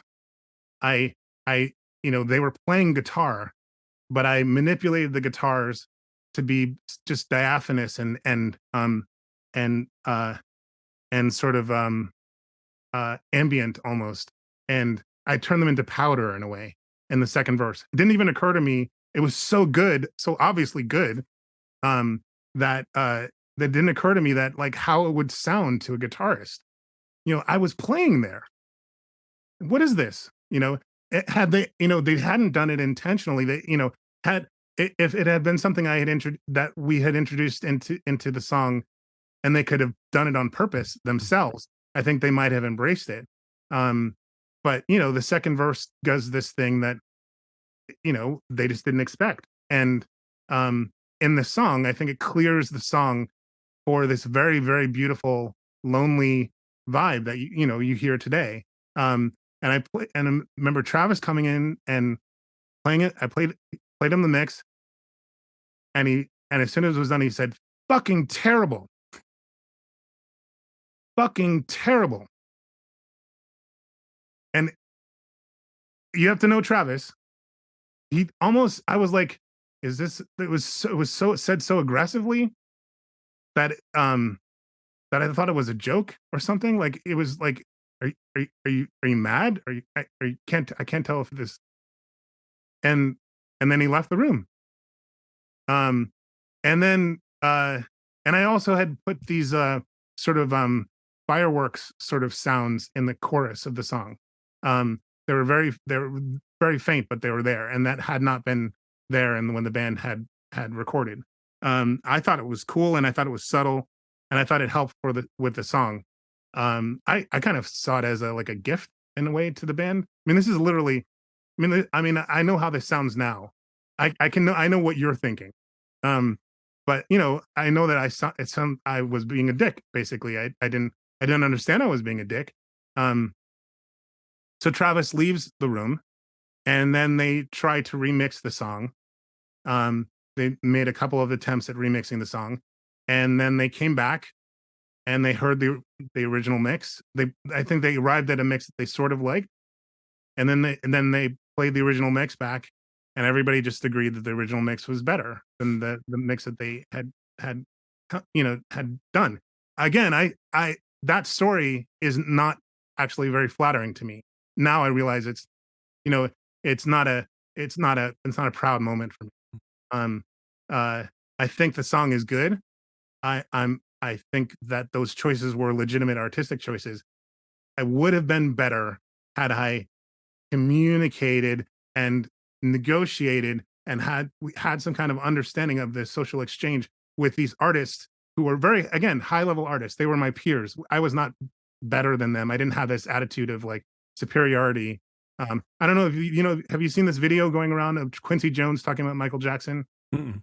Okay, so there's this video. You should you Google it as soon as we're done. You should see it. Quincy Jones is asked about. Quincy Jones is kind of a dick. And he's asked, I mean, he's a genius, but I don't know. Okay. You watch the video, you see you'll see what I mean. He's asked, what his contribution was to the Michael Jackson records that he made, the legendary, huge selling, world changing Michael Jackson records that he made, being Off the Wall and Thriller and the one after it. I don't know. Anyway. Bad, Oh yeah. He's asked to when we're hearing a Michael Jackson song, what the interviewer, it's a European interviewer, I think, what part is you and what part is Michael Jackson? And Quincy gets this, you can see it in his body posture. He gets this sort of arrogant, like, I took Michael's shit to the next level, is what he says. And then the interviewer says basically, so if there was a conflict between you and Michael, how did that get resolved, or how did that get? And Quincy's like, we just do it my way. I'm Quincy Jones. He's Michael Jackson. And he doesn't even know how he sounds to a regular person. A regular person is thinking, yeah, that was Michael Jackson. But Quincy Jones is like, and so he specifically cites to reinforce what he's saying. Don't stop till you get enough. And the opening of "Don't Stop Till You Get Enough" has the violins going, no, no, no, no, no, no, no, no, no. Everyone knows that part. Mm-hmm. And he says, Michael felt like those violins ruined the groove of the song, and just didn't work, and were kind of just screwing up the funkiness of the song. And Michael asked that they mute the violin, and the interviewer says, "So what happened?" He's like, "Well, you hear the song, don't you?" He's like, "You don't tell me what to do," is literally how the interview ends. Quincy's like, "You don't tell me what to do." I was not like that. I was just kind of like, I was just clueless. You know what I mean? I didn't have this. The difference is, though, Chad, that with the Dismemberment Plan and with Smart and Crazy and with every band from when we were growing up, we came out of a very democratic vibe where everybody's voice, it was important that everybody's voice got heard, and it's not like we even understood it. It's just like that's how everybody operated. Was like that was the default. That was the default. This sort of democracy. I remember recording at WGNS when I was in high school, or actually after high school, but with Jeff Turner, and asking Jeff to do something different in the mix, and him saying that was bad and it was terrible, and I remember saying, but it's my band, right? And this is how I want the band to sound because it's my band. You know what I mean? Like,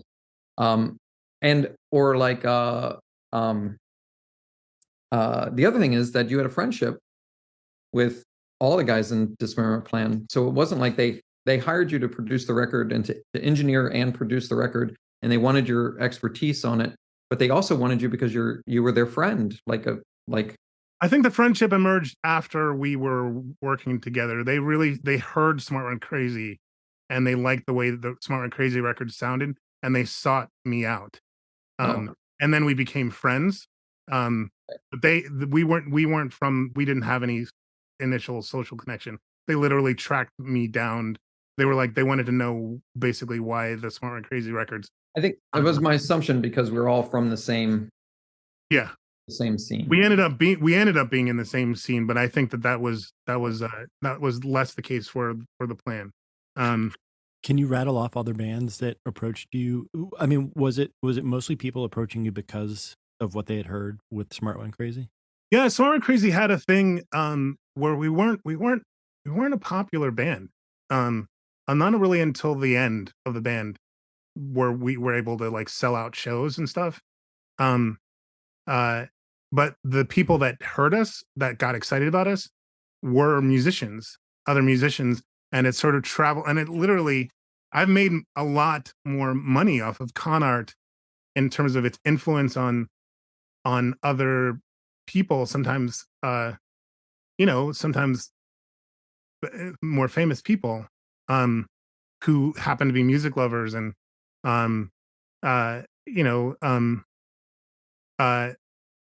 in terms of being hired to do work, or to be commissioned to do scoring work, or whatever it is.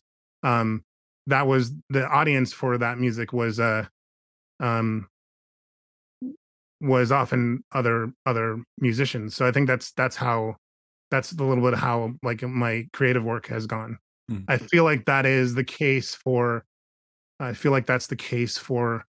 Fugazi as well. I feel like Smart and Crazy had been a band that had not garnered a lot of respect in our first record. And then we had sort of shot to this more higher level of esteem with the second record. And I think, and there's some just bold sort of sonic choices on that music, and I think Fugazi recognized that, and Ian recognized that. I think, like, oh, this kid has a thing, and that's how I got invited into their music. Um, uh, that's kind of the way it's gone for me. I don't have a I still don't have a manager. As a producer, I don't have any, there's a there are producer management firms. I've never had one. I've never worked with one. I'm not saying I wouldn't. I probably would, actually, at this point. Um, uh, but yeah, my that yeah that part of my life kind of grew organically, and it became my thing for a decade. Actually, around the time that I quit music, essentially, after the blue period, because I was really depressed, basically. Did it become a thing that people didn't know about your background but knew about your credits and wanted to work with you? Like they had no idea that you had been in bands, or did most people have a pretty good idea that you had bands before? I think, um, I don't know. I I don't know that. I think I think the dismemberment plan reputation had a lot to do with people being drawn to work with me at a certain point. Hmm. And I don't think a lot of those people knew that I was in bands. In fact, you can hear it's pretty. I thought it was, now I see it as charming. You can see in some of the reviews of the Unsustainable Lifestyle, where someone's like, "Oh, this guy kind of is ripping off the dismemberment plan," and I'm like, "Yeah, not so much." Uh, but like, you can hear, uh, I think you can. I think that that connection was not evident to everyone. Yeah. Um, uh, and yeah, so it ended up being a complicated thing. There are a few ways that I felt kind of tangled up towards the end of this period, actually with Ryan leaving the band, which, by the way, Ryan left the band. I did not fire Ryan. I actually have never fired anyone in Beauty Pill. Um, uh, uh, with and I was depressed after Ryan left the band. And I kind of didn't know what I was doing and wasn't sure how to proceed. Um, it became, I was running a studio within Inner Ear Studios for very many years, and that was my job. Was running the studio and going to work every day, which felt very much um, like going to a shop, going to a job where I was. I'm not gonna. It's not like I was fixing cars, but it wasn't that far off from fixing cars in a Sure. way. Like, my mindset during that period was very much like going and doing this mechanical work in a way. Um, I had less of a sense of a vision of producing, and like a vision for reaching the world in an artistic way. I kind of went into a different mode and during that period. Um, uh, and I thought I could survive that. I thought I could just exist that way and do it happily. And it turns out that the times that I've tried to quit music in my life, it just doesn't take. It just doesn't. It won't work for me to quit music. Right. Um, like, my body starts being bad for my body. It starts being bad. I mean, for my mental health. I clearly do need music. Yep. That Um, makes sense.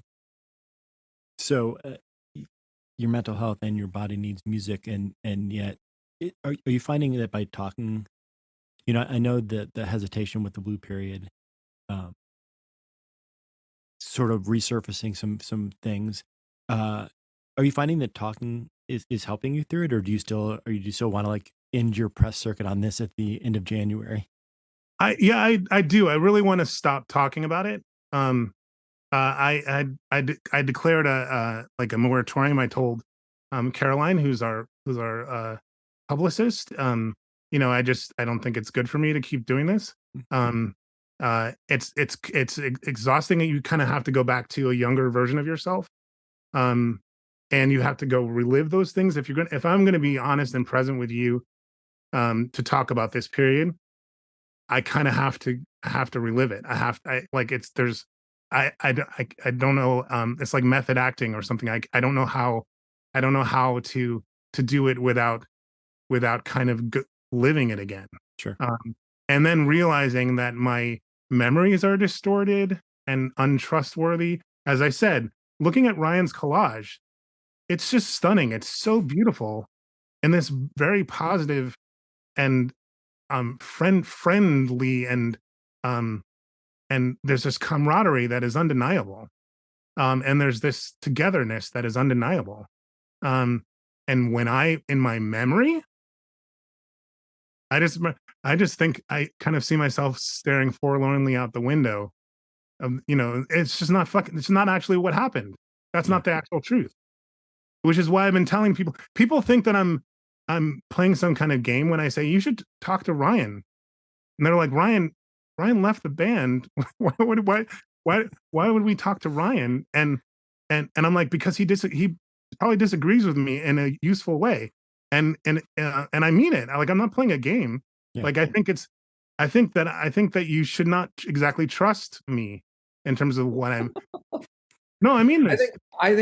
I think at the time for the Blue Period stuff, for Unsustainable, I think you were affected by, you can feel free to counter me, but my impression is that you were affected by negative or so reviews on something that we had worked really hard on.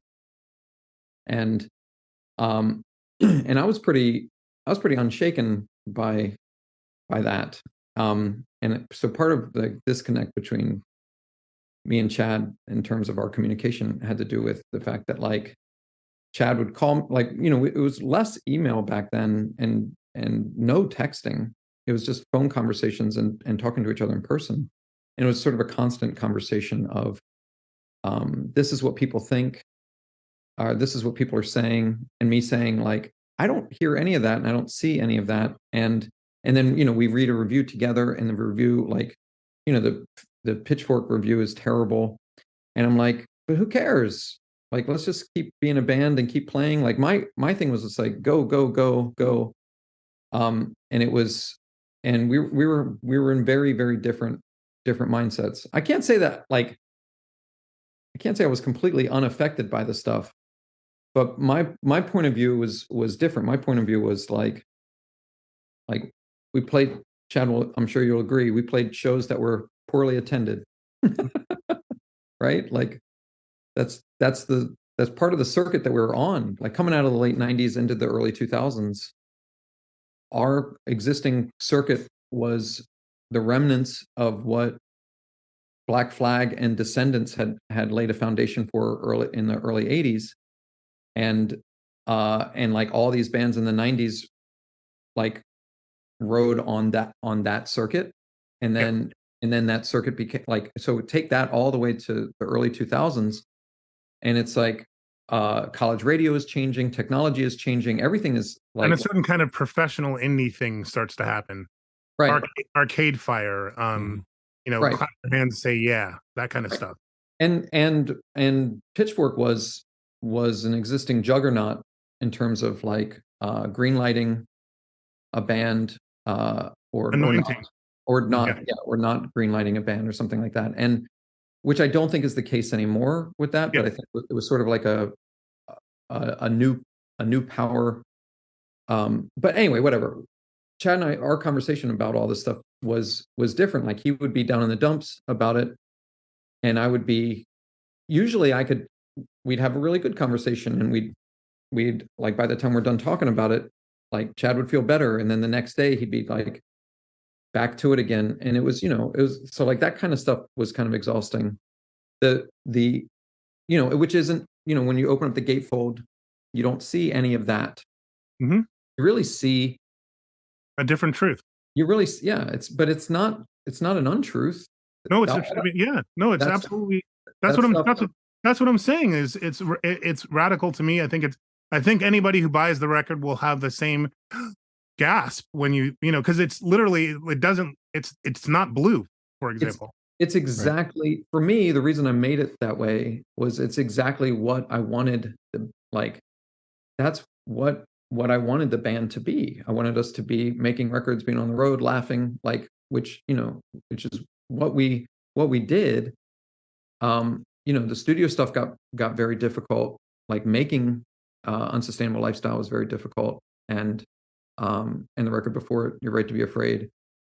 But like our time together writing songs was always really good. Our time together playing shows, like, and traveling was a lot of fun. And so it's a lot, but like it is I agree with Chad. I've done one interview, Chad's done several. This is my second. But the one interview I did, I texted Chad immediately and said, I'm drained.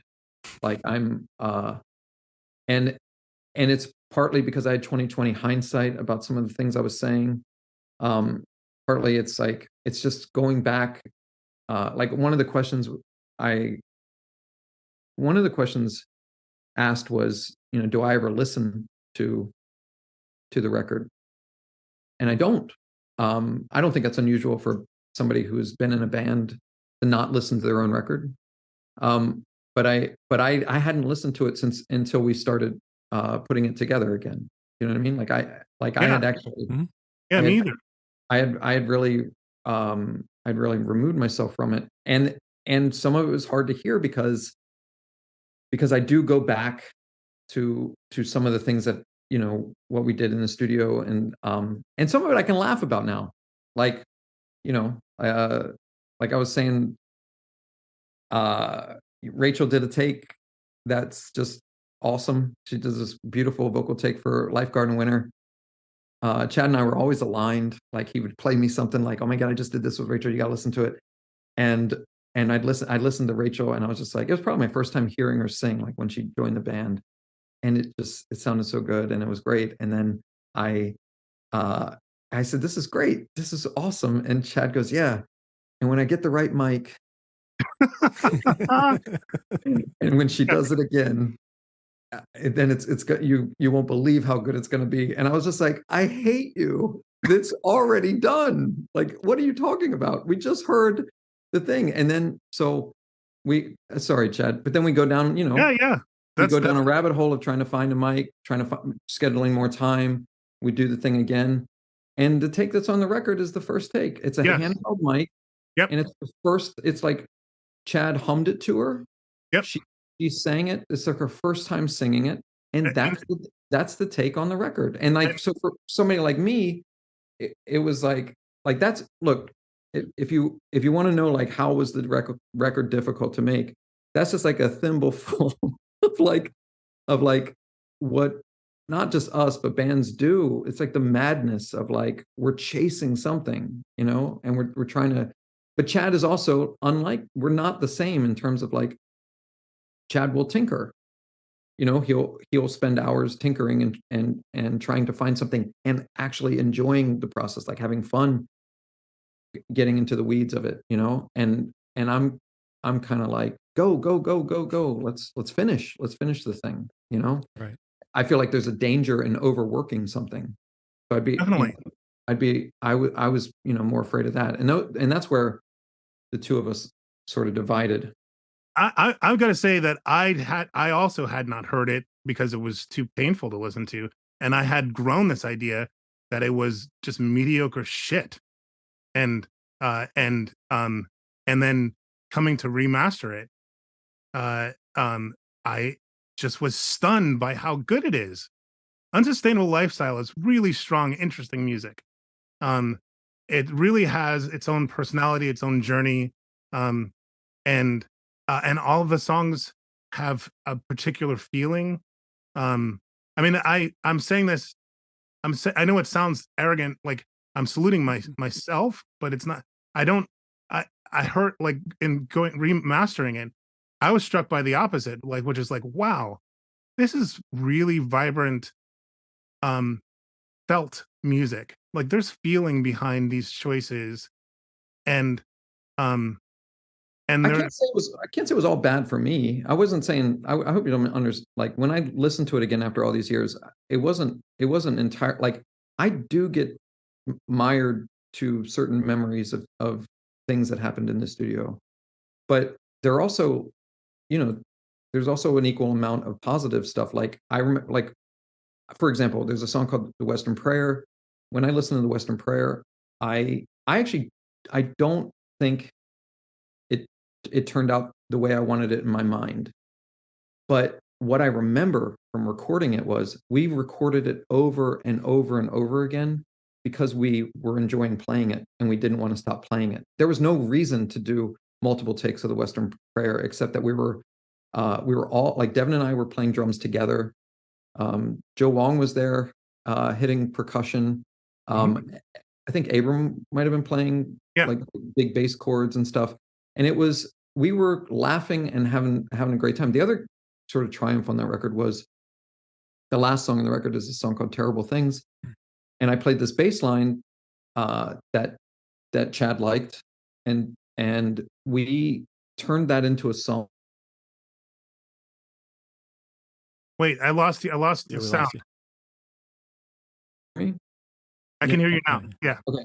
I was saying that for "Terrible Things" at the end of the record, that's another triumph for me because we turned that song into, like, I played the bass. Chad was like, I like that. Let's make this into a song like that. And like where Beautiful takes forever to do anything, like "Terrible Things" was not slated to be on the record. That was not. No, it was which is why we could add this record's over because we knew at that point the song that we had originally slated to end the song was "Goodnight for Real." "Goodnight for Real" was supposed to be the last song on the record, and at a certain point, it was Ryan's idea. He's like, "No, I think this would be a badass way to open the record with this song." Because the "Goodnight for Real" had this sort of in my mind, had this elegiac kind of concluding feeling to it. I had two reasons for wanting to open with that. One was it was one of the first demos that you played for me, and I was all in. And then the other thing was that for sequencing, which I know people don't talk about anymore. But like sequencing a physical album, I believe in the 1-2 punch, and I thought "Lifeguard" was a really, really strong song, and I thought that we could open with this ethereal, thing, captivating piece, and then slam into "Lifeguard," and like that'd be like song number 2 would be like, oh wow, I'm here. Ryan, you were right. I want to be clear. You were 100% right. I feel that anybody that loves that record has got to be like, what has to be like, what? "Goodnight for Real" was supposed to be the last song? That's a dumb idea. You were right. But the other thing about "Terrible Things," going back to "Terrible Things," that was a triumph was we were doing it in the studio. It was like a half idea that we had in practice. It wasn't expected to be on there. And then Chad was really like, no, let's do it. And I was like super happy because I was like, oh man, yes, let's like not say no to this. And then we didn't do any guitars on that song, so it's just bass and drum. I don't think I could be wrong about that. Is that true? That's interesting. I'm maybe. Oh my God! Don't make me listen to it again. No. If there are guitars, I think you might be right. If there are guitars on the song, it's only in maybe the bridge section or something like that. Or Chad added them after you went home. Well, he thinks I don't know what he did to the drums after, and I do know. I can tell you what's going on with the kick drum in "Lifeguard" at Winter. I definitely 100% know. But or like when Devin is playing in I don't know what that song's called, "Quote Devout," and when I'm playing and when Devin's playing, it's like a hodgepodge of all kinds of stuff. But but anyway, the other thing about "Terrible Things" is like it's like the lyrics, the lyrics are really thoughtful and really like it look, I've written lyrics, Chad has written lyrics. it takes a long time to write lyrics to, and, you know, to like nail it. It takes like, if it's a struggle. And I feel like Chad like got those lyrics together, got the vocal melody together like that. And I was like, and it's a not, it doesn't need to be explained. That song doesn't need to be explained. Like anybody who listens to it, is like, I get this. I get this. right, right. So that was like, and it's that was written like a magic like moment, you know, where you know, there's a famous story about Smoke on the Water for Deep Purple is, you know, it's like the only song that people know by Deep Purple, you know, like it's like that's it's what everyone learns how to play guitar on, you know. Right. And apparently that was like a song that they just did at the end of a recording session. It was like a throwaway. Like nobody took it seriously. They were just like, this is whatever. And they just did it fast. And that turned out to be the thing. So like, I'm not saying this is our Smoke on the Water, but I'm just saying it's like a good, positive, you know, memory, you know. Yeah, I feel like it's a needed kind of a unpretentious cleanser at the end of the record. I mean, I love it. I think I mean, this is what I'm trying to say. Like, I'm really looking back. I would like to. I'm really happy about Blue Period, and I want it to sell, and I'm happy that it's selling. You know what I mean? And is it hard for me to talk about? Is it painful for me to talk about? A little bit, yes, because I remember feeling like I was failing, and I remember feeling like nobody was really understood my particular advantage of that. I have a lot of dark feelings of not betrayal, of just sort of feeling alone, a little bit alienated during that period. But I'm struck by how strong and vibrant that the record is, and how particular it is, and how it actually kind of doesn't sound that different from later period Beauty Pill. It's not this like gulf between that and describes things that I had thought in my mind. It's kind of a thing that we kept doing and built upon, and not something that was tossed away or pushed away. I got a lot of things wrong. But I mean, I'll tell you something that this is important to me. It is it's I find that it's not, it's less important to other people. The song "The Mule on the Plain" was a song that I initially started with, found these guitar chords that sounded in my mind like Brazilian music, like Antonio Jobim or you know, Gilberto or Girl from Ipanema, kind of um, this sort of dusky, nuanced, sort of sexy, sultry Brazilian music. That's what Mule on the Plain, the chords sounded initially to me, and I started to think about, and this is important to me, like this origin of this song. It kind of, and I don't know much about South America. I don't. I've never been there. I read 100 Years of Solitude. You know, I don't have much insight into South American culture or even the drug war, which is this song ends up being sort of about. A lot of this is happening in my head, but it's important to me. I started to think about the fact that a lot of that music ended up being called lounge music.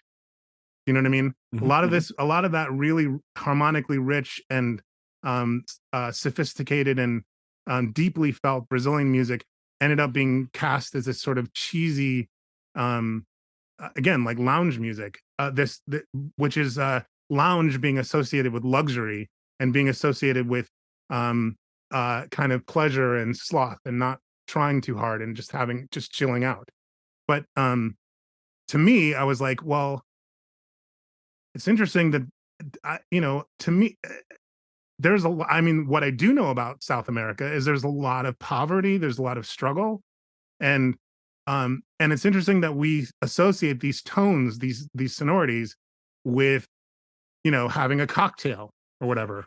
And there's probably a lot of struggle behind that music. And I was so it started to make me think about um, sorry, I got to make sure my computer's plugged in. Mhm. It started to make me think about poverty and wealth. And so I wanted to write a song about poverty and wealth. And it's important to me that that people understand that that's what's being discussed in that song. And I wanted to talk about poverty and wealth being right next to each other. And so the song opens with the line, "There's a mule on the airplane sitting next to you." And the reason for that line uh, is my idea of the song was that it's written to a Western, maybe a well-off or privileged uh, person who's sitting on a plane, and they have no idea that they're sitting next to a drug mule, someone whose life is really hard, and someone whose life is involves a lot of fear and a lot of toil and struggle and risk.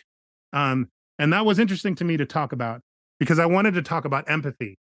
The whole thing that I was interested in, and in general, the whole thing I'm interested in Beauty Pill in general, if there's one topic that is most interesting to me, is empathy, is thinking about someone else's experience and caring about it. Okay, so I'm talking. I wanted to give me a second. I'll be fast. But it's important to me. So to me, uh, um, I wanted to talk about wealth and abundance being next to deprivation and starvation, and which often happens in the Western world. It happens all over the place. It happens in cities. It happens in the rural areas. People who have and people who have not are often right next to each other, and uh, and that was important to me to talk about. And the song opens actually opening line is "Look beyond the things you know," and I feel like um, that's very very important line. It would be if I die. I think that's the best thing I've ever written. Um, and when the song came out, no one gave a fuck to interrogate any of this, which I considered to be my failure. You know what I mean? Mhm. I felt like no one asked me, like, no one noticed, hey, that song kind of sounds kind of kind of South American or Brazilian. That which I thought maybe it was like, is that in my head? Like no one else hear it? Also, the song kind of sounds like an airline commercial from the 1970s, which you can hear in Rachel's backing vocals. There's this sort of like, which is very kind of almost sarcastically pretty, in a very specific kind of commercial sort of way. And I thought that was poetic. There's all these layers of feeling and thought that go into that song, including the use of the word mule, which is a disgusting word. It's a dehumanizing word. There's so much going on in that song. And nobody gave a shit. Nobody asked about it. There was zero curiosity about it. I think the pitchfork motherfucker uh, uh, uh, compared it to Jawbox or some shit.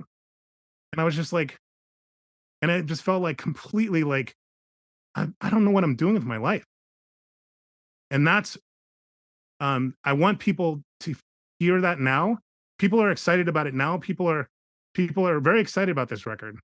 And I hope that people ask, I think Beauty Pill is an intentional thing. The way we use sound and the way we use melody, there's kind of thought put behind. I mean, as Ryan calls it tinkering, but I feel like there's an intentionality behind every little gesture, and I feel like that's something that we're recognized for now, which we were not as recognized for back then. In fact, being like that for some people was just not punk, being that interested in details and interested in kind of like those layers. I don't think that some people just didn't. Yeah, but I mean, I definitely recognize the work and the labor, like on Cigarette Girl stuff that I didn't play on. You know what I mean? I could hear how much, and the tinkering line is really, it's I'm like, not offended by it.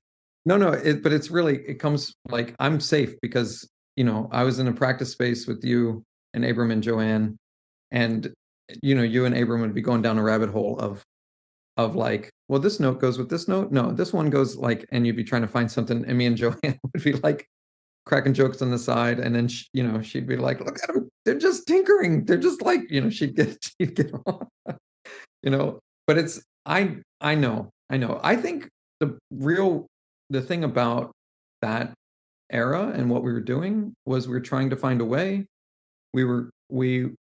We felt like we had arrived at something, but we were still also very much growing. Yes. It's like a weird journey. We wanted to be prolific. We wanted to actually put out a lot of releases, and at the same time, we wanted to be slow and deliberate and thoughtful, and we were a little bit all over the place in that regard. Like I thought that the pitch, not to keep harping on it, but like the Pitchfork review, I was like, clearly this person doesn't understand us. And anybody who listens to the record and sees us or knows us or anything will know that this review is off. It's not us. That's off. You know what I mean? And then I was just like, we need to play more shows. And then I felt like an urgency to play more shows. And I think Chad felt the opposite. I think it was like, what are we doing? Why play more shows when nobody, what is this like? So, and I was like, the other thing is we were once or twice a week at my house for hours practicing. We felt like we were a band all the time. We talk about Beauty Pill all the time. Everything is the band. And to the world, we didn't exist. Yes. Like we weren't even a thing to consider in the world. We weren't traveling as much as I would have liked. Yes. We did do some big tours. We went to California and back. We went to Chicago and back. I did book several tours, and we bought 2 vans, and it's like, so we did try, but that circuit for booking for DIY tours is hard. And I want to say another thing, which is that I'm embarrassed. The modern me, looking back on this stuff, is embarrassed how easily wounded I was, and how easily and like, if you're Ryan and Erin, if you're raising kids, resilience is the number one trait you want your kids to have. I don't care what other traits. The ability to get knocked down and then get back up. That's basic Sesame Street shit. I thought you were going to say about how they are so mean to us that we need to be resilient, because man, our kids tell us how they really feel all the time. They're like, you're terrible. I look back and I'm like, why were you so? I had just gotten accustomed to, this is like a very not something I'm not proud of. I had just gotten accustomed to this idea. You put out a record, everybody freaks out. Your life levels up, and then you keep moving. That's what had happened to me. As the sequence, I mentioned in the press release, the sequence for me was Con Art, and then Emergency and I, and then Cigarette Girl, I think, and then The Argument, and that's like 4 things that just like that were embraced, and I could feel the energy around me. Trust me, you can feel the energy when people are excited about you. It's like you can feel it, and I got used to that, and I just thought that was normal, which is just I was too stupid to realize that's a fucking streak. That's a streak. That's what some people have, a streak, and then you lose the streak. That's the way. I can't believe I'm hearing you say this, because I never thought about it. Like, I never thought about your streak. And then if you think about, not that I didn't do anything, but nobody was beating down the door to do to find my bands. Do you know what I mean? Or like, not like we had like crazy good reviews. We had some okay, you know what I mean? Like, I think that's another really telling thing about the difference between where we were. You know what I mean? Like psychologically. This is going to be my career. This is what I'm doing. And you were coming from like, let's jump in the van kind of thing. I was like, well, I play to 12 people a night. That's how it goes. I had remembered the difference of the like turning around in people's eyes, the way people's eyes looked at me from Smart and Crazy Now, or even to Smart and Crazy Con Art, and that shift, and I just got used to that fucking shift. Yeah, and then it just kept getting more intense. The Dismemberment Plan Emergency and I, which is like for a lot of people of these records, the only one they know. Maybe even over the argument. I don't know. Maybe that's crazy. I don't know. But I had just gotten, I was just like, and I just didn't understand. I just didn't understand that that's just not how it goes. And I'll say one other thing to put myself down, which is to say, this story is absolutely cliched. There's nothing, like, every artist goes through a period where like shit doesn't connect. Scorsese goes, you know what I mean? Like, it's like the list of people. It's just a standard thing that happens in every artist's path, no matter how great they are. And my idea was like, I'm the only person who's ever experienced this. Nobody knows how it was just, I was thinking about, we were playing someplace out west, and we were playing a basement in the daytime, and there were five of us on stage, and there were 4 people in the audience. And you said out loud, you're like, we outnumber the audience, with like actual like actual exuberance or something. But that was a pretty low point for us, like, and I think, when we do a lot of that or enough of that, it takes its toll. There are people that love Beauty Pill that would be shocked about these stories of the band. Like when I talk to people now, they're like, they don't believe that ever really happened. We played to 4 people. Yeah. So I know, Ryan, you got to go, but let me wrap something up. So I wrote for a website in the early 2000s, and I was actually yesterday looking the website. The guy keeps paying for the URL to keep it going, although we haven't, like, nothing's been on it in over 10 years, and he's not ever gonna. But I was reading the message boards, and kind of to correlate a little bit, maybe, I don't know necessarily your scene exactly, but I was recalling helping Scott McCloud from Girls Against Boys in his band Paramount Styles book a show in Columbus. And I was reading a message board thread saying, this is the dude from Girls Against Boys, and there were 5 people at the show. How can that be? So I think it's a problem, like, you guys were mentioning that, that sort of coming out of the 90s and into the early-ish 2000s and 2005, 2008, whatever. It was hard to get people into shows for people who had track records. So it's funny to say this. We were playing in Omaha. Scott is an influence on me, by the way, as a singer. Oh, anyway, I can see that. Yeah. Well, we were playing in Omaha, and we were playing a VFW hall, and nobody was at the. I mean, it was a dismal turnout, and the 2 guys that were setting up the show were very apologetic, and they came up to me and Chad. Chad, because they knew Chad from Smart and Crazy, and they were excited to book his new band, and me, because I was the contact, because I had booked, I was the point of contact, right? Mm-hmm. But we were both on the stage doing the sound check, and the 2 guys that set up the show were apologizing to us about the low turnout. And I remember saying, I don't know, yeah, maybe some people show up. The show hasn't started yet. Like, thanks for having us. I'm glad we're here. It's okay. I was kind of like, it's okay, guys. Don't worry about it. And then one of the guys said,